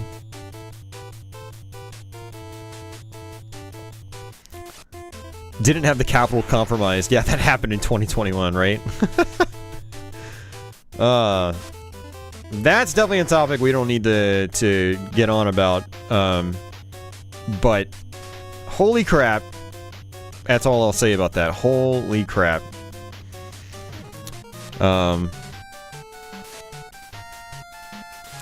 You played Kingdom Hearts when you were about to deploy to Iraq. You were mentally preparing yourself to possibly never see my family again, and I associate Kingdom... Oh, wow. Yeah, that's crazy, man. That's deep.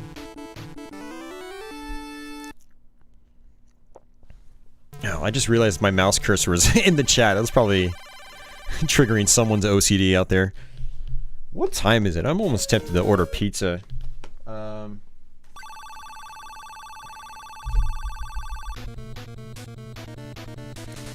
Shit. It's 12 a.m.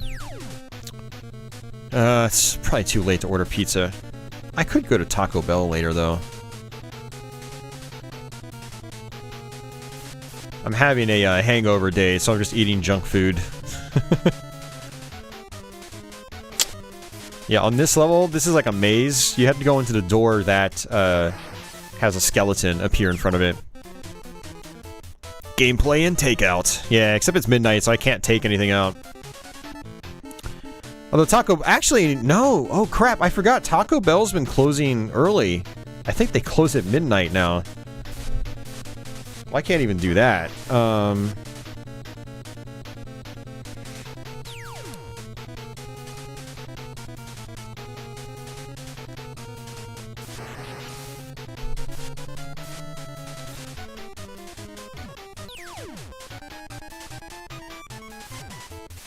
I'm gonna look up the hours for, I mean, I could do, like, Domino's. Domino's is fine. But I really wanted to do Papa John's because they've got, stuffed crust pizza now. And it's so good. It's so good. Alright, I'm gonna actually check, Papa John's hours. Let's see. Maybe they'll be open till, like, 1 a.m. tonight. Nope. Wow, they are... Jesus. They used to be open till midnight on the weekends. They must just be doing less business. They closed at 11 p.m. tonight. Usually on weekends they'll at least be open till midnight. You've been preferring to make food as of late. Yeah, I've been doing a lot of that too, Ronnie. I really need to dive into some different recipes this week, though, because I've just been doing the same Brussels sprouts and broccoli and stuff like that. And chicken fajitas.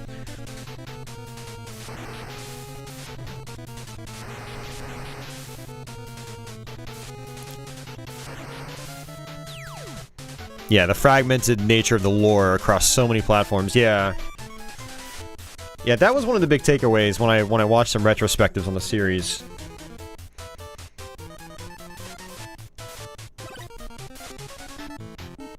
Yeah, a lot of places started closing early because of the pandemic. Yeah, and you know what's weird though, Adrian, is like a lot of these places, they were open late in like the thick of the pandemic. Like, I'm talking like during full-on lockdown early last year. And I'm gonna check Domino's hours now.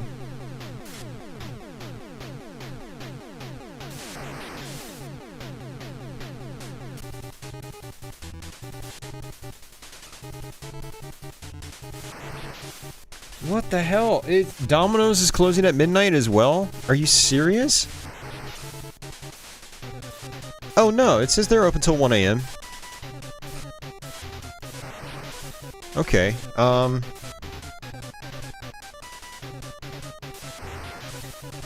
yeah, I think I'm gonna do that. I think I'm gonna get some Domino's. I'm getting hungry again, and I'm gonna get some, like, chicken bites, and I'll get, like, a small pizza or something.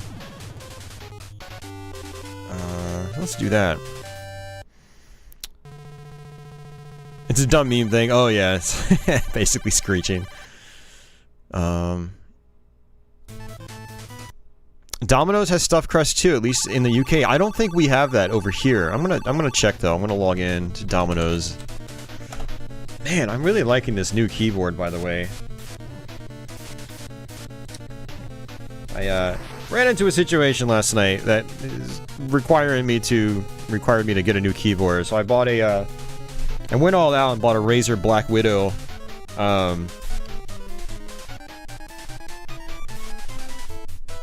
And it's like a $130 keyboard or something like that. And man, it feels so nice though. I actually opened it up and I was like, oh man, it has big keys. I don't want big keys. I like the Ornata keys where they're like half size. But I think the switches are different in this keyboard. It feels really good. What game pissed me off last night? It was the game of not being able to get my Switch to display on a television. And I went into a drunken rage. And, yeah, I won't say anything more. And I will say, if I told you, what happened after, you would laugh your ass off so badly. And it was a very, very expensive, damaging rage that I haven't done in a long time, and I'm not happy with myself right now. Because it cost me a lot of money to recoup the things I did break yesterday. Let's just say I won't be drinking again anytime soon. Or not, I will not be binge drinking anytime soon. I'll still have a beer here and there, but I will not binge drink anytime soon. Andy's heading out. Later, Andy. Are those with the clicky keys? Yeah, it's a mechanical keyboard. Yep, yep. What would be the place you would most want to live and the one you would most not? Man, I don't know. I really don't know, Jack. You know, I wouldn't mind being somewhere near the water, because I do like the beach, I do like the ocean.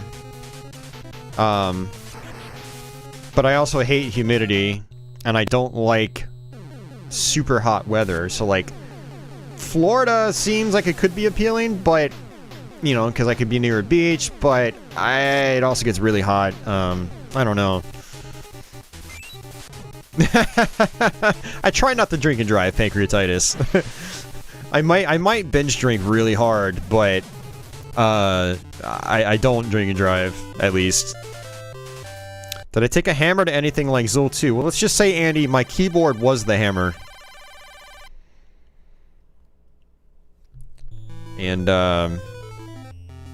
yeah. What is your area, Tenchi? Where are you at? I think you've told me before, but I don't remember. Yeah, my Domino's does deliver, thankfully. I'm getting sidetracked by the chat, which is good. I like it. You know, this is a just chatting stream. Maybe I'll try to do one of these like once a month or something, because they're fun streams. You still get to see gameplay. It's just I'm not actually playing it on the spot. But yeah, the keys are super snappy. They're like snappier than the other keys I had. They just pop back up just instantly. It's really nice. It gets too expensive. No, it really does, Venom. I told Ronnie earlier, my $600 COVID check basically ended up going towards buying a new keyboard, buying another Snowball mic, buying another webcam, God, what else did I buy? Yeah, it was a few $100. And it's gonna, I'm gonna have to buy a new pair of headphones too, and the headphones I want are like $150. So, yeah, it sucks, man.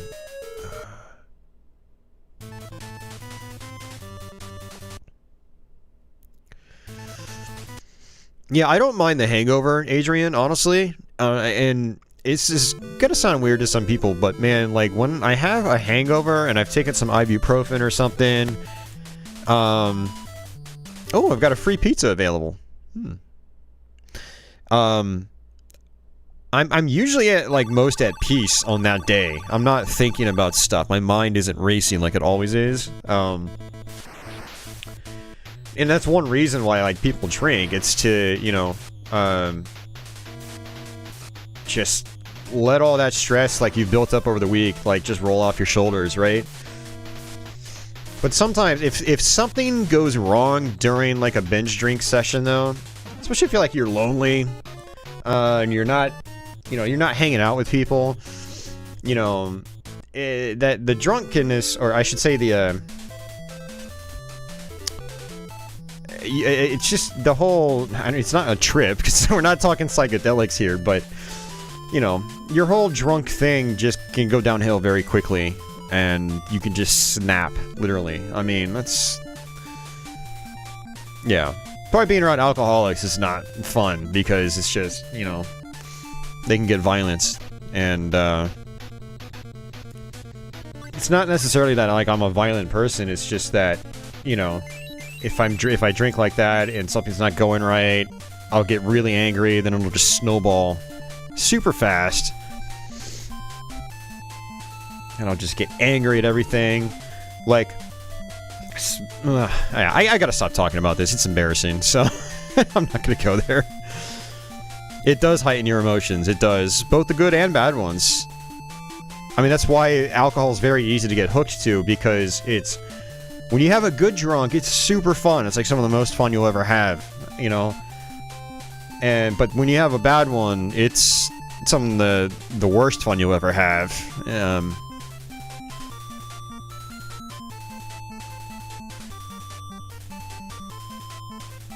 You drink 2 big glasses of water before sleep after a binge. Really helps with the hangover. Yeah. UK got the affectionate nickname Plague Island by Europeans. Alright, I'm trying to figure out what else to play here. I've got so many options. Dude, we can do some more Quake. Let's see. So many options.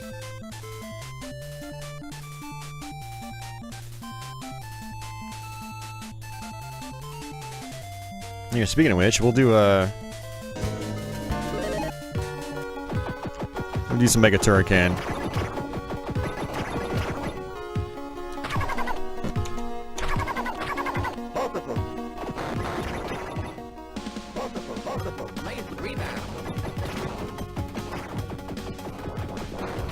Astyanax is one of the top sound next to you. Nice.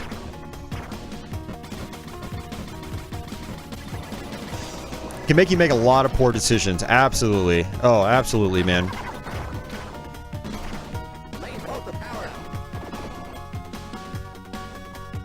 Where people get arrested for throwing dynamite on their roof to kill the raccoons pooping down their chimney. Seriously, that happens. Santa Rosa in the hills in California. Oh, nice.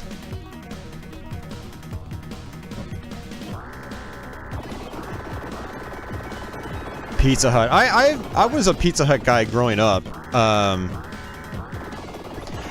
Yeah, you know what's actually funny, Andy? Not Andy, but Adrian, about smashing my keyboard? is that I spilled a beer on it a few weeks ago, and it's been mushy ever since. And I was just living with it, and I hated it, though. I hated the fact that it felt like crap. Because it was a really nice, solid-feeling keyboard, you know, previously.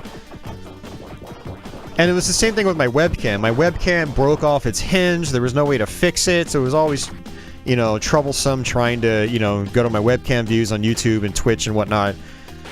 So I flung that around and smashed it to bits and pieces. And so, like, in the end, like, it was really embarrassing behavior, but I did fix my keyboard issue, technically, and I have a new webcam with a working hinge again. Which I was probably going to eventually buy anyway. But the way, like, I went about it was just embarrassing. No one should ever do that. Ever. But when you get extremely drunk, like, sometimes you just don't have control. And, yeah.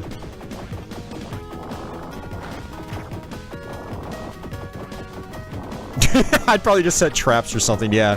Putting dynamite, I don't know. Raccoons are cool, man. I wouldn't want to blow up a raccoon. Wait, I'm gonna see if they have stuffed crust. I don't think they do. I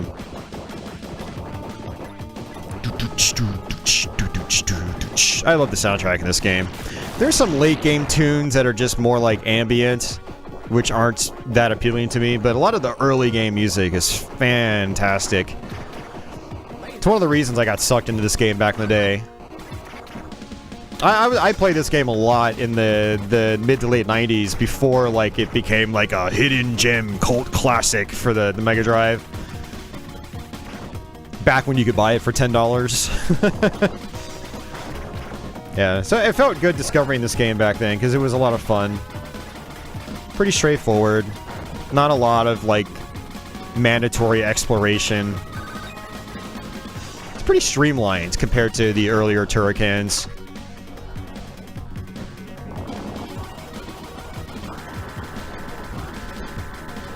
Yeah, exactly, Ronnie. You know, you want a quick way to damage your house?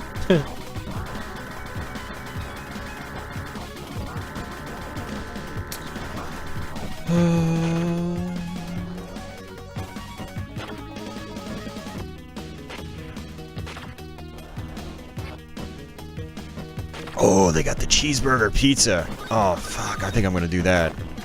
I forgot about that. That is so good.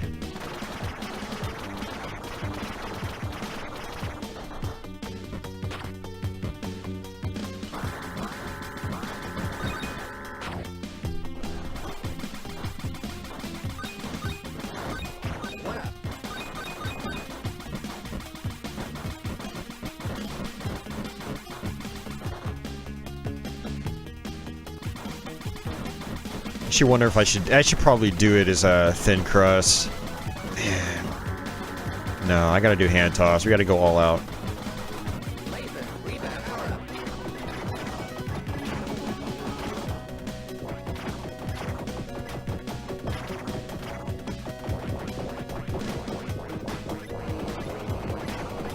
Yeah, I'll just leave everything on it.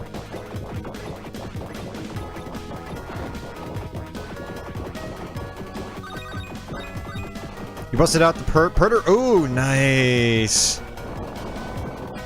Which one, are you, was it Dangerous Days, Venom? That album, if it's that album is killer. It's been one of my most listened to albums over, like, the last 4 or 5 years. I always go back to it. Yeah, that album is so damn good. Just right from start to finish, I love it. I need to actually look into his latest stuff. I haven't been looking for new music lately, but I need to. I need to do some catching up. What will I say my favorite video game soundtrack is? Man, that's a tough one.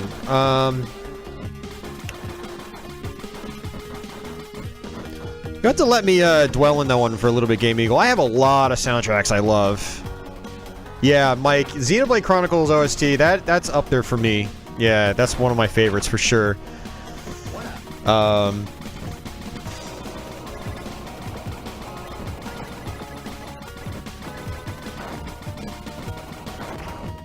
Actually, you know what? I'm not gonna get the chicken bites. I'm just gonna get the cheeseburger pizza. And I'll probably get some drinks, too.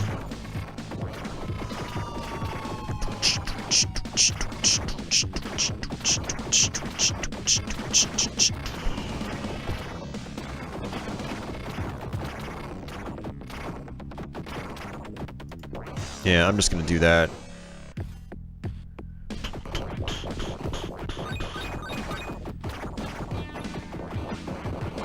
Yeah, because I mean, I want the chicken, but I also don't want to spend like 30 bucks on food.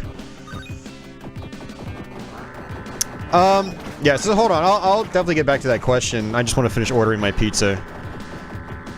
Fuck! It's $18 for a pizza, and I always say Papa John's is too expensive. Jesus, Domino's. Whatever. Whatever. I might have to go get my wallet. Yeah, Future Club is great. This will be a contactless delivery.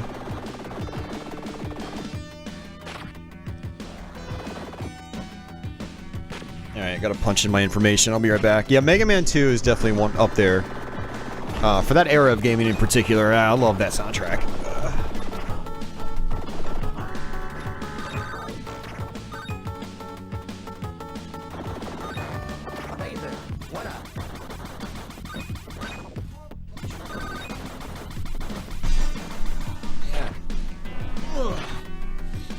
Yeah, the Domino's cheeseburger pizza is actually really good. I really enjoy it. Okay.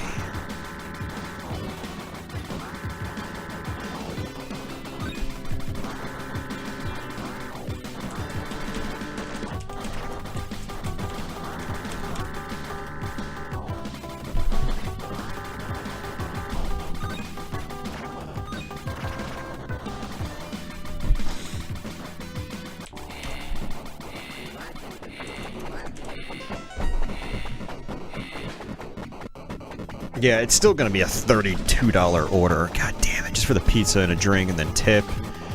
And then their stupid delivery fee, which is like $4 now, I think.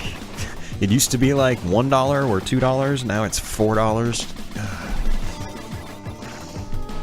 And according, I think Ronnie told me, he used to work for Domino's, that it doesn't even go towards the drivers. It just goes to Domino's, the company.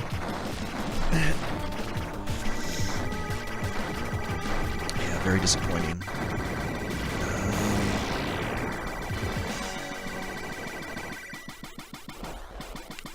Here, check this out. I will do something fun here. Let's go to studio mode.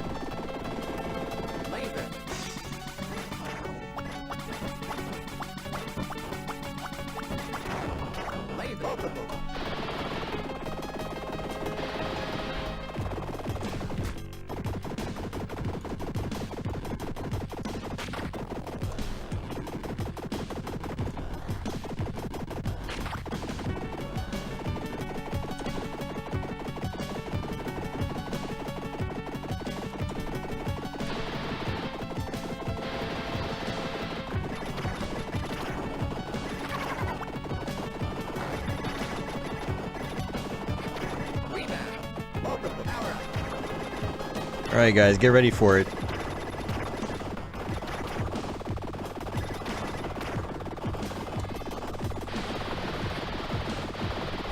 It's probably not going to look the cleanest, but it, yeah.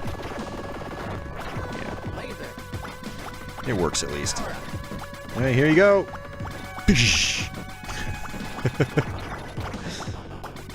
Nope, let me get rid of that for now. Yes! Domino's Pizza Tracker. So what I think I might do is, I might just end the stream when the pizza gets here. Because a couple hours of chatting, it's pretty good. You know, it's pretty good. Hey Dad, what's going on? Welcome back. So yeah, favorite game soundtracks. Scorcher is one of my favorites. The Unreal Tournament series. Unreal Tournament 3 in particular. I've had that CD for like 11 or 12 years now, and it's been in my car the entire time. It's never come out. Yeah, Mega Man 2, like some of the Mega Man 2 and 3 in particular. Mega Man X1, Super R-Type.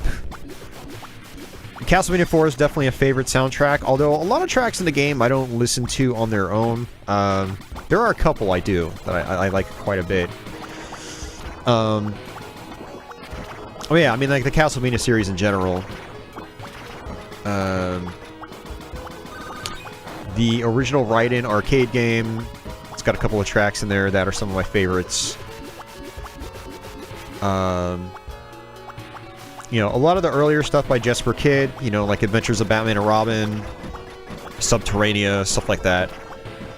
Scorcher. But yeah, Xenoblade Chronicles, I was just blown away by that soundtrack, and after I beat that game for the first time, I think I listened to that soundtrack non-stop for like a good year straight. Xenoblade Chronicles X has some really catchy stuff I enjoy quite a bit as well. Guilty Gear, Guilty Gear and Guilty Gear X and XX, all those in particular. The first one, though, has one of my favorite soundtracks ever. Yeah, I love the original Guilty Gear soundtrack. The Sonic R soundtrack.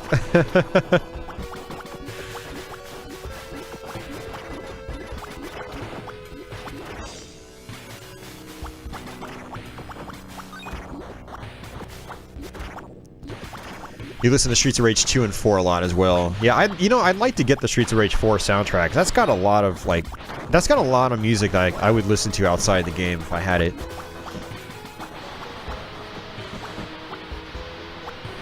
Man, I'm trying to think of other games that like just have amazing soundtracks. I mean, GoldenEye's got an amazing soundtrack. F-Zero X is a big one for me. It's one of my favorite soundtracks.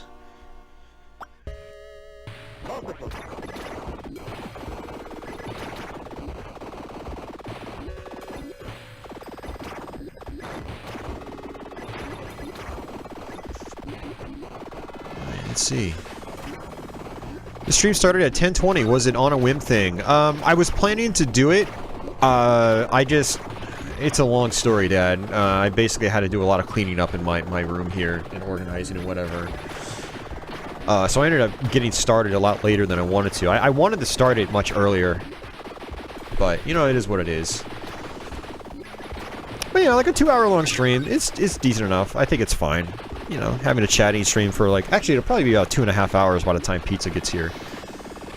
Unless they're swamped and it gets here late. Oh yeah, that elevator tune's really, really good. Yeah, I agree. Let's see. Ooh, Killer Instinct. I mean, just Killer Instinct in general. Those are some of my favorite soundtracks. Yeah. Definitely.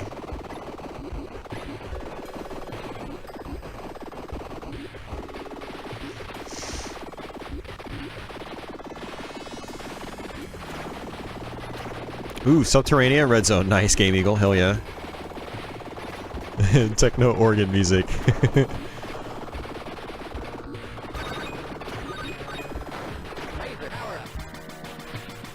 Let's see.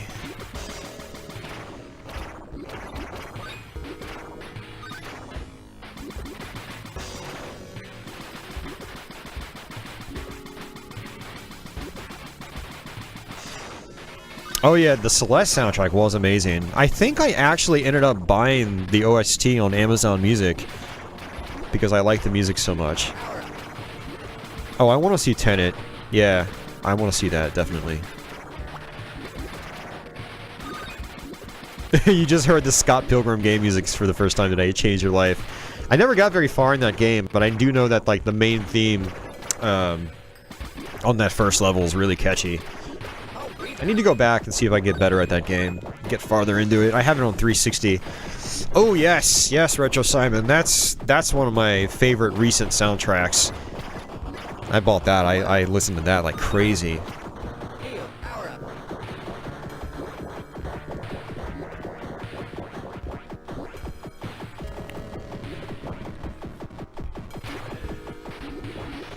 Yeah, Nex Machina is great. It's a very good game for starters, but yeah, the music just elevates it to a totally other level. Yeah, Scott Pilgrim is getting a modern port, yeah, with extra features. It got delisted a long time ago on 360 and PS3, but it's coming back.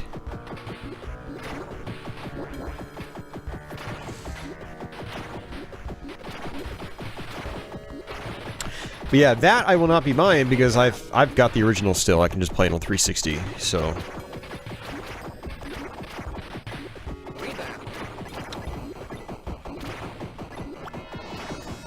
Chrono Trigger.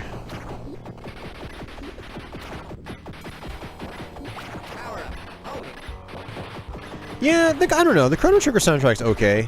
A lot of people really like that one. When I played through the game, you know, the music was fitting, but it wasn't a lot of stuff like I would listen to outside the game. I always preferred, like, the Final Fantasy VI soundtrack.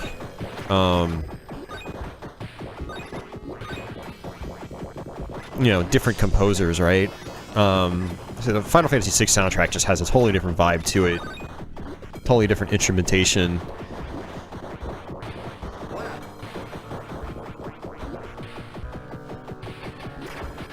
Yeah, they do, Dad. I really enjoy those soundtracks, too. Yep.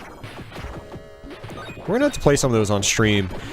I think I played Tetrasphere on an N64 stream a long time ago. I actually had Tetrasphere back in the day, so I played it a lot. It's weird, it's like I barely touched Mario 64, yet I played a ton of Tetrasphere. I clearly had my priorities backwards back then. But that kind of goes back to, like, just the whole preferring arcade-oriented stuff, and Tetrasphere is, you know, very much an arcade-style game. It's all about the quick pick-up and play.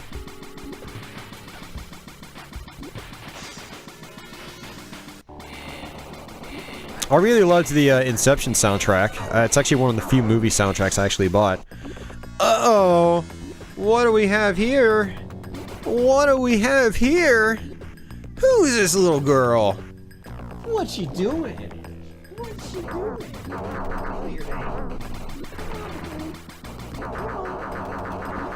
It's about time. Meow to you too.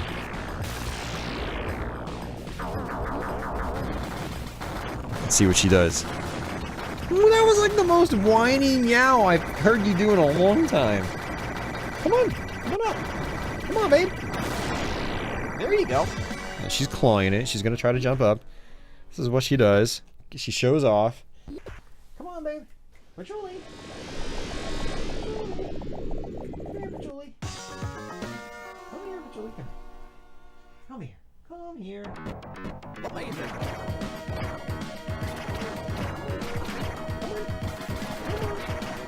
Come on up. You can come on up. You can come on up. You can come on up. Why are you playing games with me? Come on, Patchouli.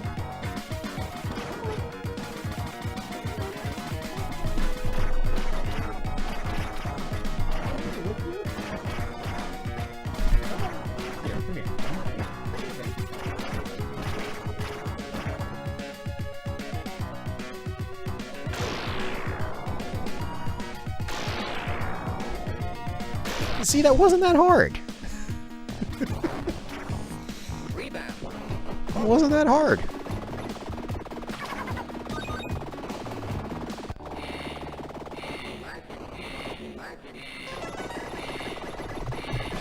Alright, let me see if I can get the pizza tracker back up here.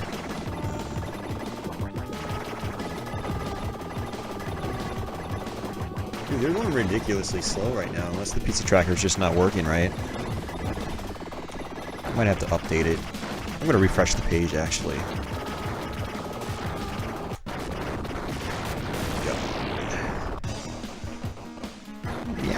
Oh no, there it is. It finally went. It finally moved, guys. Your order is in the oven. Right when I questioned it, it went.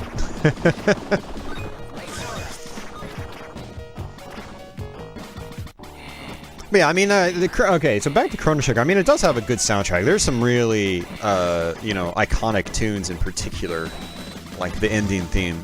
But, and the soundtrack really does fit the game well. But as far as like music I'd want to listen to outside the game, I definitely, for me, is more like Final Fantasy VI.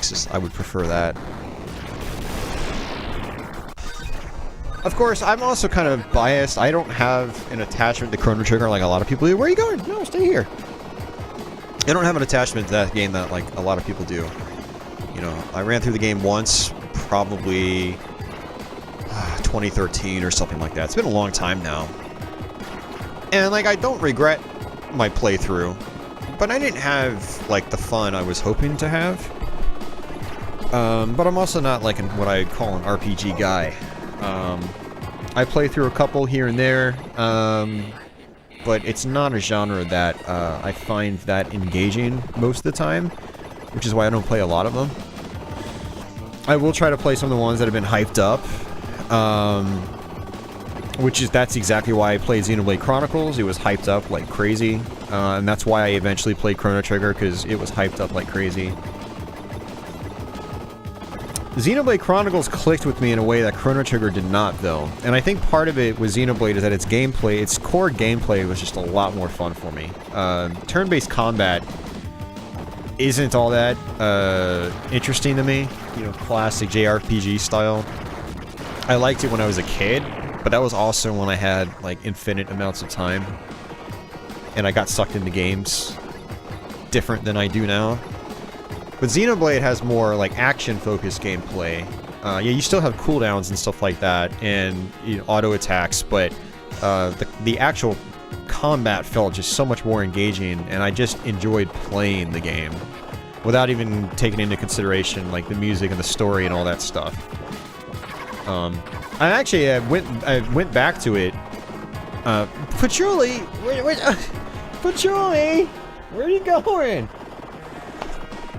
I went back to it on the Switch Definitive Edition, and like, you know, I'm still having a good time with it, but it's not...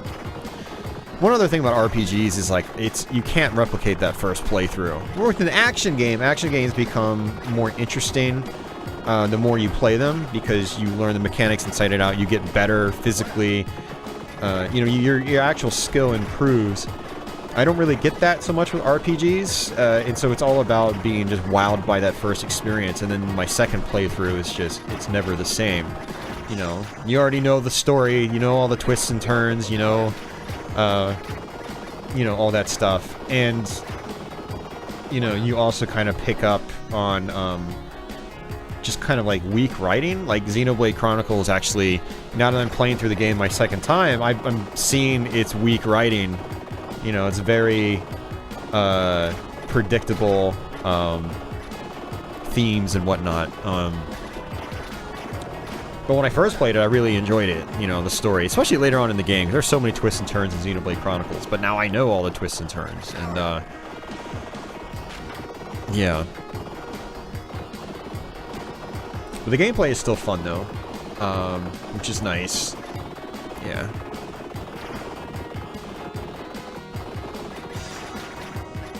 She left. Alright, well let me go back to the other one then.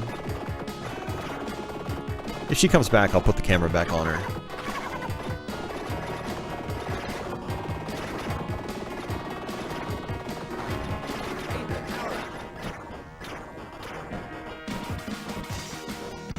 I wouldn't mind playing through this game again sometime soon. Maybe we'll do a Genesis variety stream and I'll play it a little bit. Ah! But Julie, you just can't make up your mind, can you? Can you spot the cat's paw?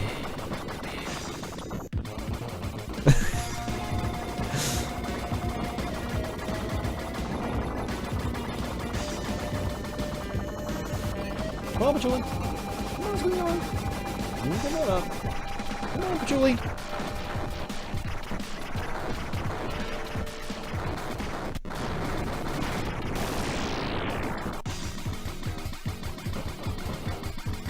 This is Mega Turrican, Dad. It is a Turrican game.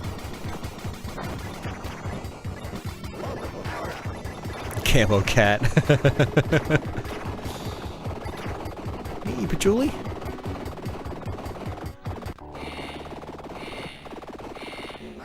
Silent Light. Which one is that? I don't know the names to the music in that game. But if you tell me like where it's played in the game, then I would definitely recognize it right away.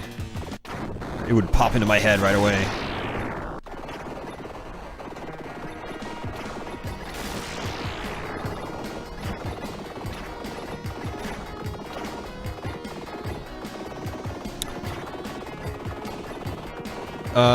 Nope, I did not, Dad. Ooh, looks like he's on its way. It just popped up, the map. Yeah.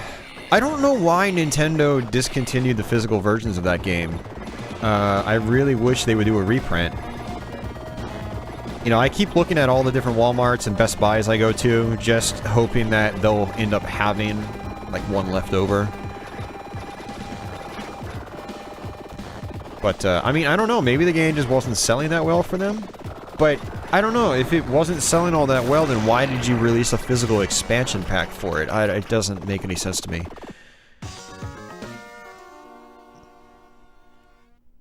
In the church, in the cathedral/dungeons, okay. Yeah, so Dad, I might end up just buying a digital version of it, and I really don't want to, because I don't like paying $50 and $60 for digital releases. I really don't. I try to avoid it at all costs. But it would also be stupid for me to pay $30 more just to have it on a physical card.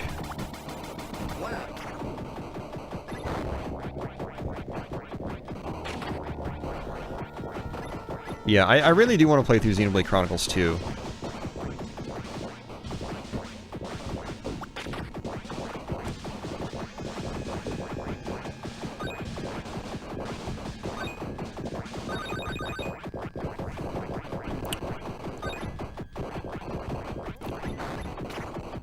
The used copy for under 50.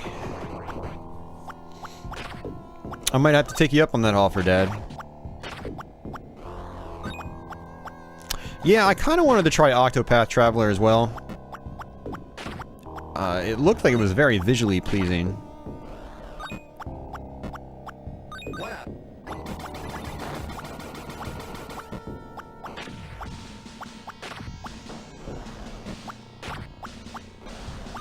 Adrian, yeah, Xenoblade Chronicles 2, you cannot buy it brand new anymore. And so used copies are like over the original MSRP now. It's gonna cost you over $60 to get it. And yeah, it's crazy.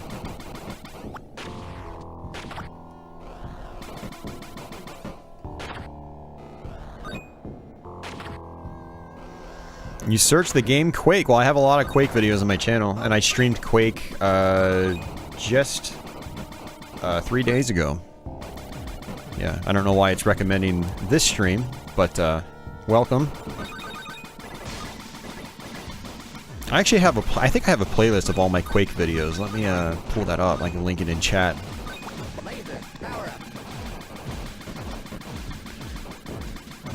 Let's see.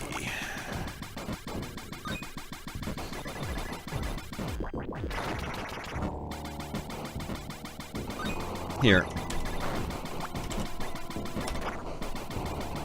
There you go, guys. For anyone that wants to watch some Quake playthroughs, I've got my latest Quake stream on there as well. And it looks like my Nintendo 64 playthrough is right underneath it.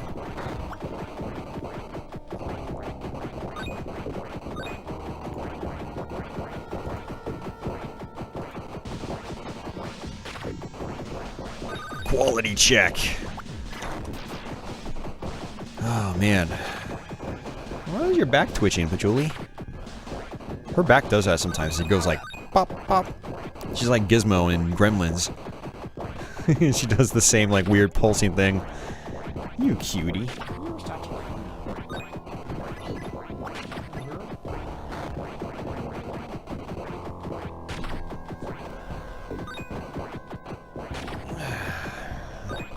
She's such a good cat.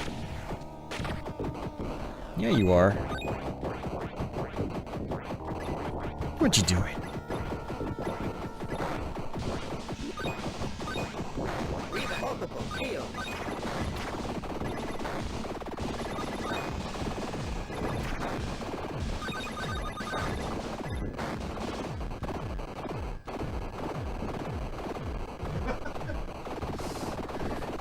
He's like, what is that? That was weird. It blew on her and she was like, she didn't know what to do. Yeah, I've got playlists for stuff like that, guys. Have you ever played a game from the Touhou series? I've only played a little bit of Perfect Cherry Blossom. That's pretty much it.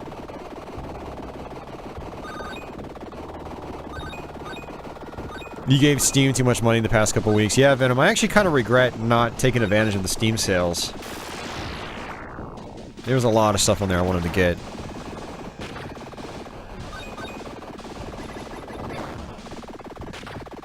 Oh man, you want fluffy, Game Eagle? You should see my mom's Maine Coon. That's a real fluffy cat. Patchouli's a short hair, but she's very soft too. She's very, very soft.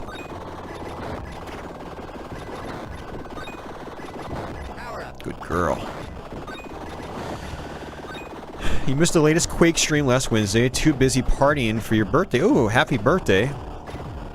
Yeah, the country was going to hell. Yeah, it was crazy.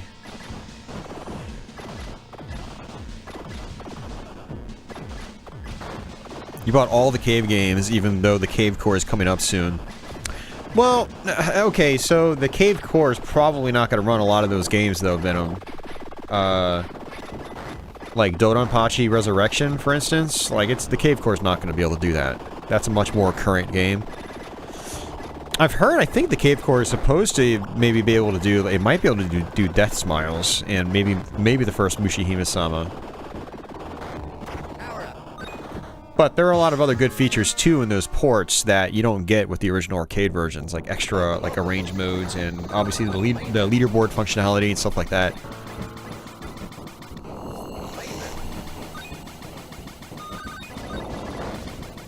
It's worth having those ports. They're good conversions. Octopath is on Steam now too. Nice. Yours is a white and black Calicat. Yeah.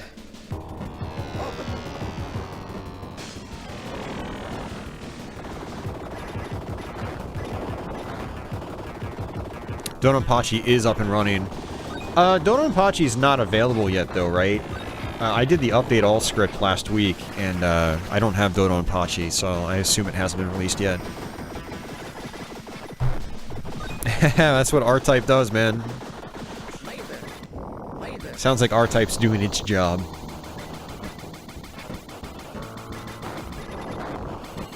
Not yet for public, that's what I thought.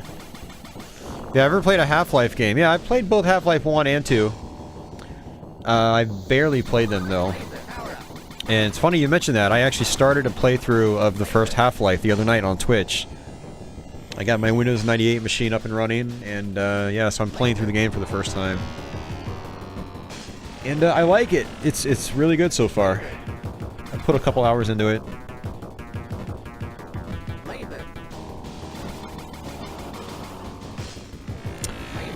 It's not exclusive to Switch, Game Eagle. It's on Steam now, apparently. So it's on 2 platforms. Will I ever attempt a Sin playthrough? I probably will, yeah. I've got a lot of catching up to do with those first-person shooters. The more realistic ones I didn't really get into back in the day. I preferred stuff like Doom and Quake, Heretic, you know, Duke Nukem and Blood, stuff like that. So stuff like Half-Life, Sin, even Unreal, I didn't really put a lot of time in any of those. So yeah, I've got some catching up to do.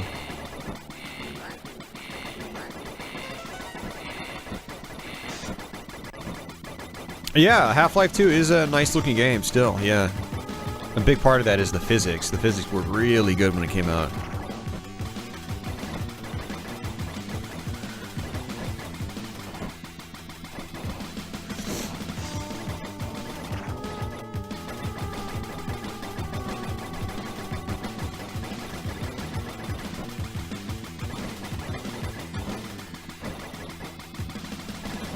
full price on Steam, so you gotta wait for a sale, yeah.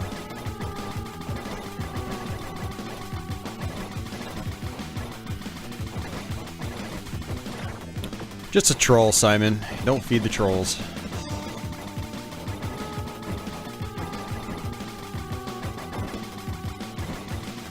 I never played the Manhunt games.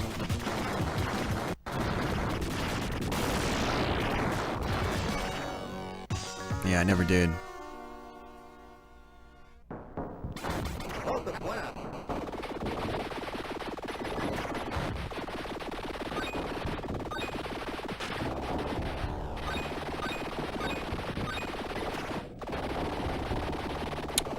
Yeah, so I do want to work on more first-person shooters from the late 90s.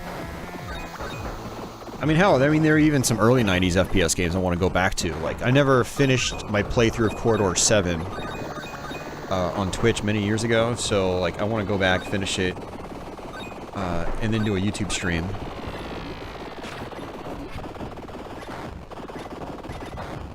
Yeah, I'm not much of a stealth guy, for sure. Yeah. Not to say I'm completely against it. Like, I wouldn't mind going and trying to play, like, Metal Gear Solid. And also, maybe, like, the first Splinter Cell. But generally, I kind of avoid stealth games.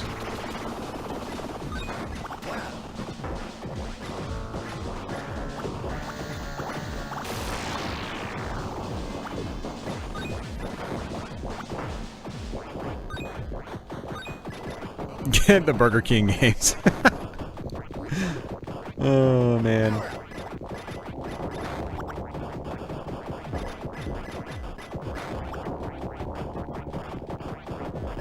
GoldenEye and Perfect Dark, yeah. I just recently started playing GoldenEye single player. And, oh, wow, that's a good deal, Adrian. That's a good deal, man. See, that's probably, that's actually what I had thought about doing, is just trying to get like a bundle deal on eBay. But I've kind of like, I've kind of spent everything in that, you know, all that I really can, and so I probably won't, I'll probably end up not buying it anytime soon.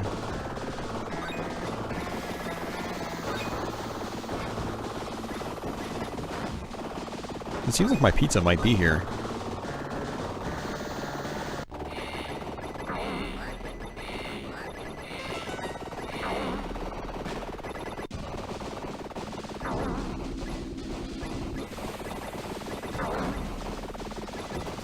Kind of a cool boss. Oh, you guys can't even see it. Here, I'm looking at the gameplay and you guys can't even see it.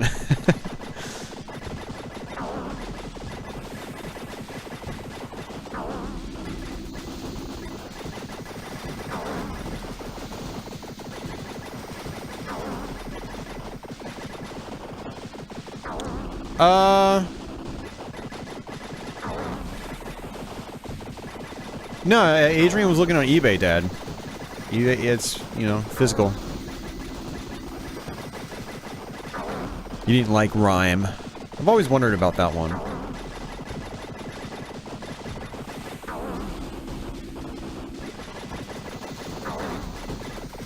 The First Thief is a fun stealth game. Yeah, I could be interested in maybe playing something like that.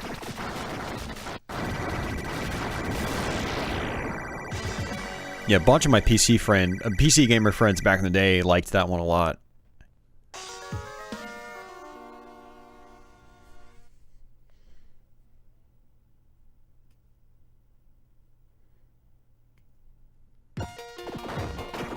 Let me check my front door. I think the pizza guy might actually be here.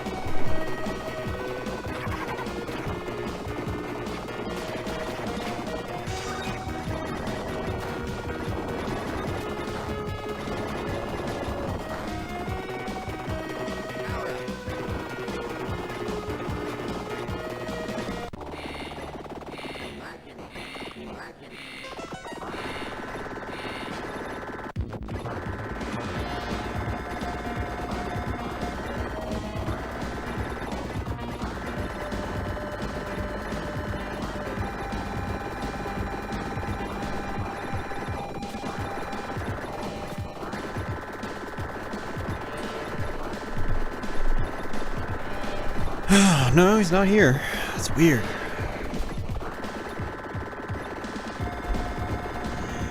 Let's get rid of that. There it is.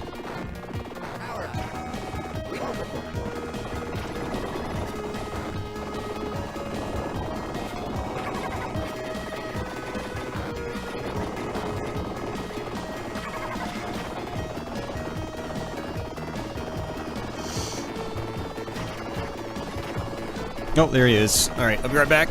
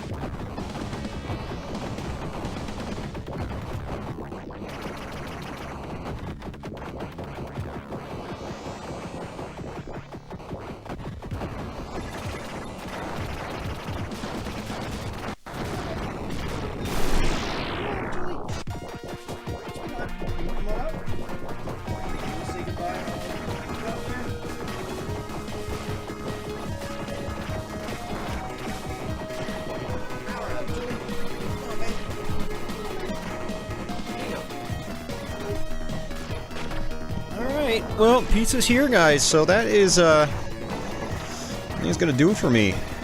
Got a pretty solid little turnout here tonight. Had some good conversation. Had some good times. I think so, anyway. Let me turn this down a little bit.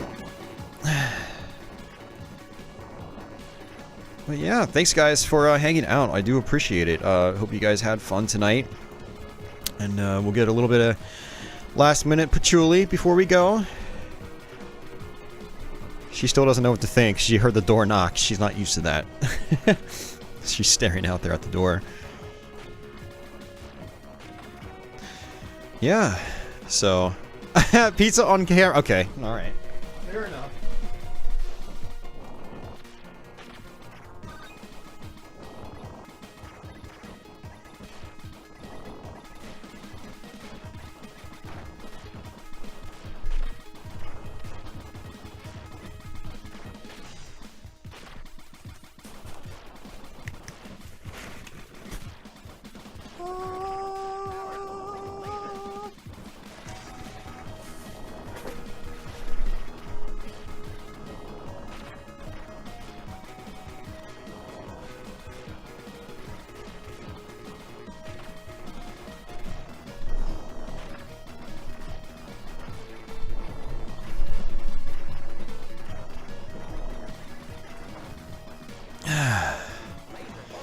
Great, now you want pizza.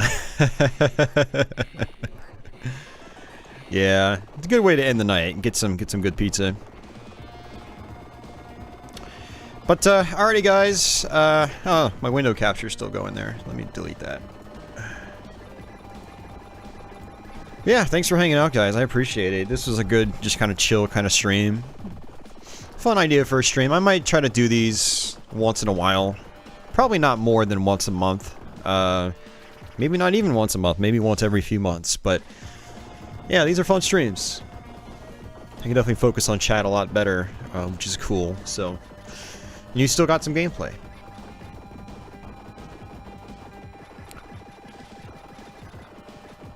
But, yeah, so, sells both games and pizzas, yeah, right?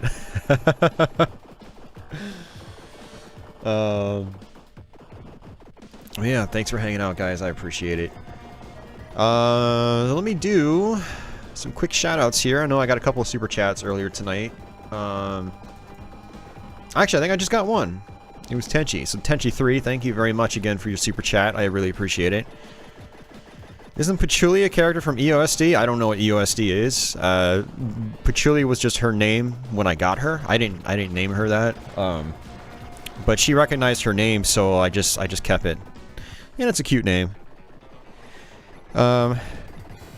We also call her Patchy for short. Or I'll just call her Chuli sometimes instead of Patchouli. Chuli, Chuli, Chuli, Chuli. Yeah, she's a good girl. Oh, USD is Tohu 6. Gotcha.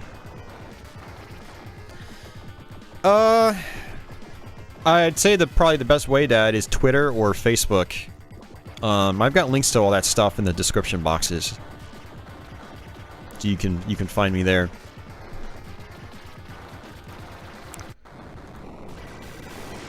So yeah, hey, thanks Mario. I'm glad you enjoyed it. Glad all you guys enjoyed it. So yeah, I've got my gameplay and talk page on Facebook, so you can just go to that and you can send me a message there. But yeah, that's gonna do it for me, guys. Thank you for hanging out. I'll be back hopefully Wednesday with another live stream. I'll try to figure something out.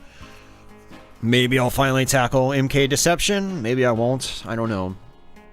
We will be doing some Jaguar stuff here soon because I did get my flash cart. And like I said, I want to try to do some more Wii stuff. Yeah, I've got stuff in mind. So, but okay. So I'm gonna get out of here, guys. Wherever you are in the world, have yourself a fantastic day or night. And I guess until the next one, take it easy.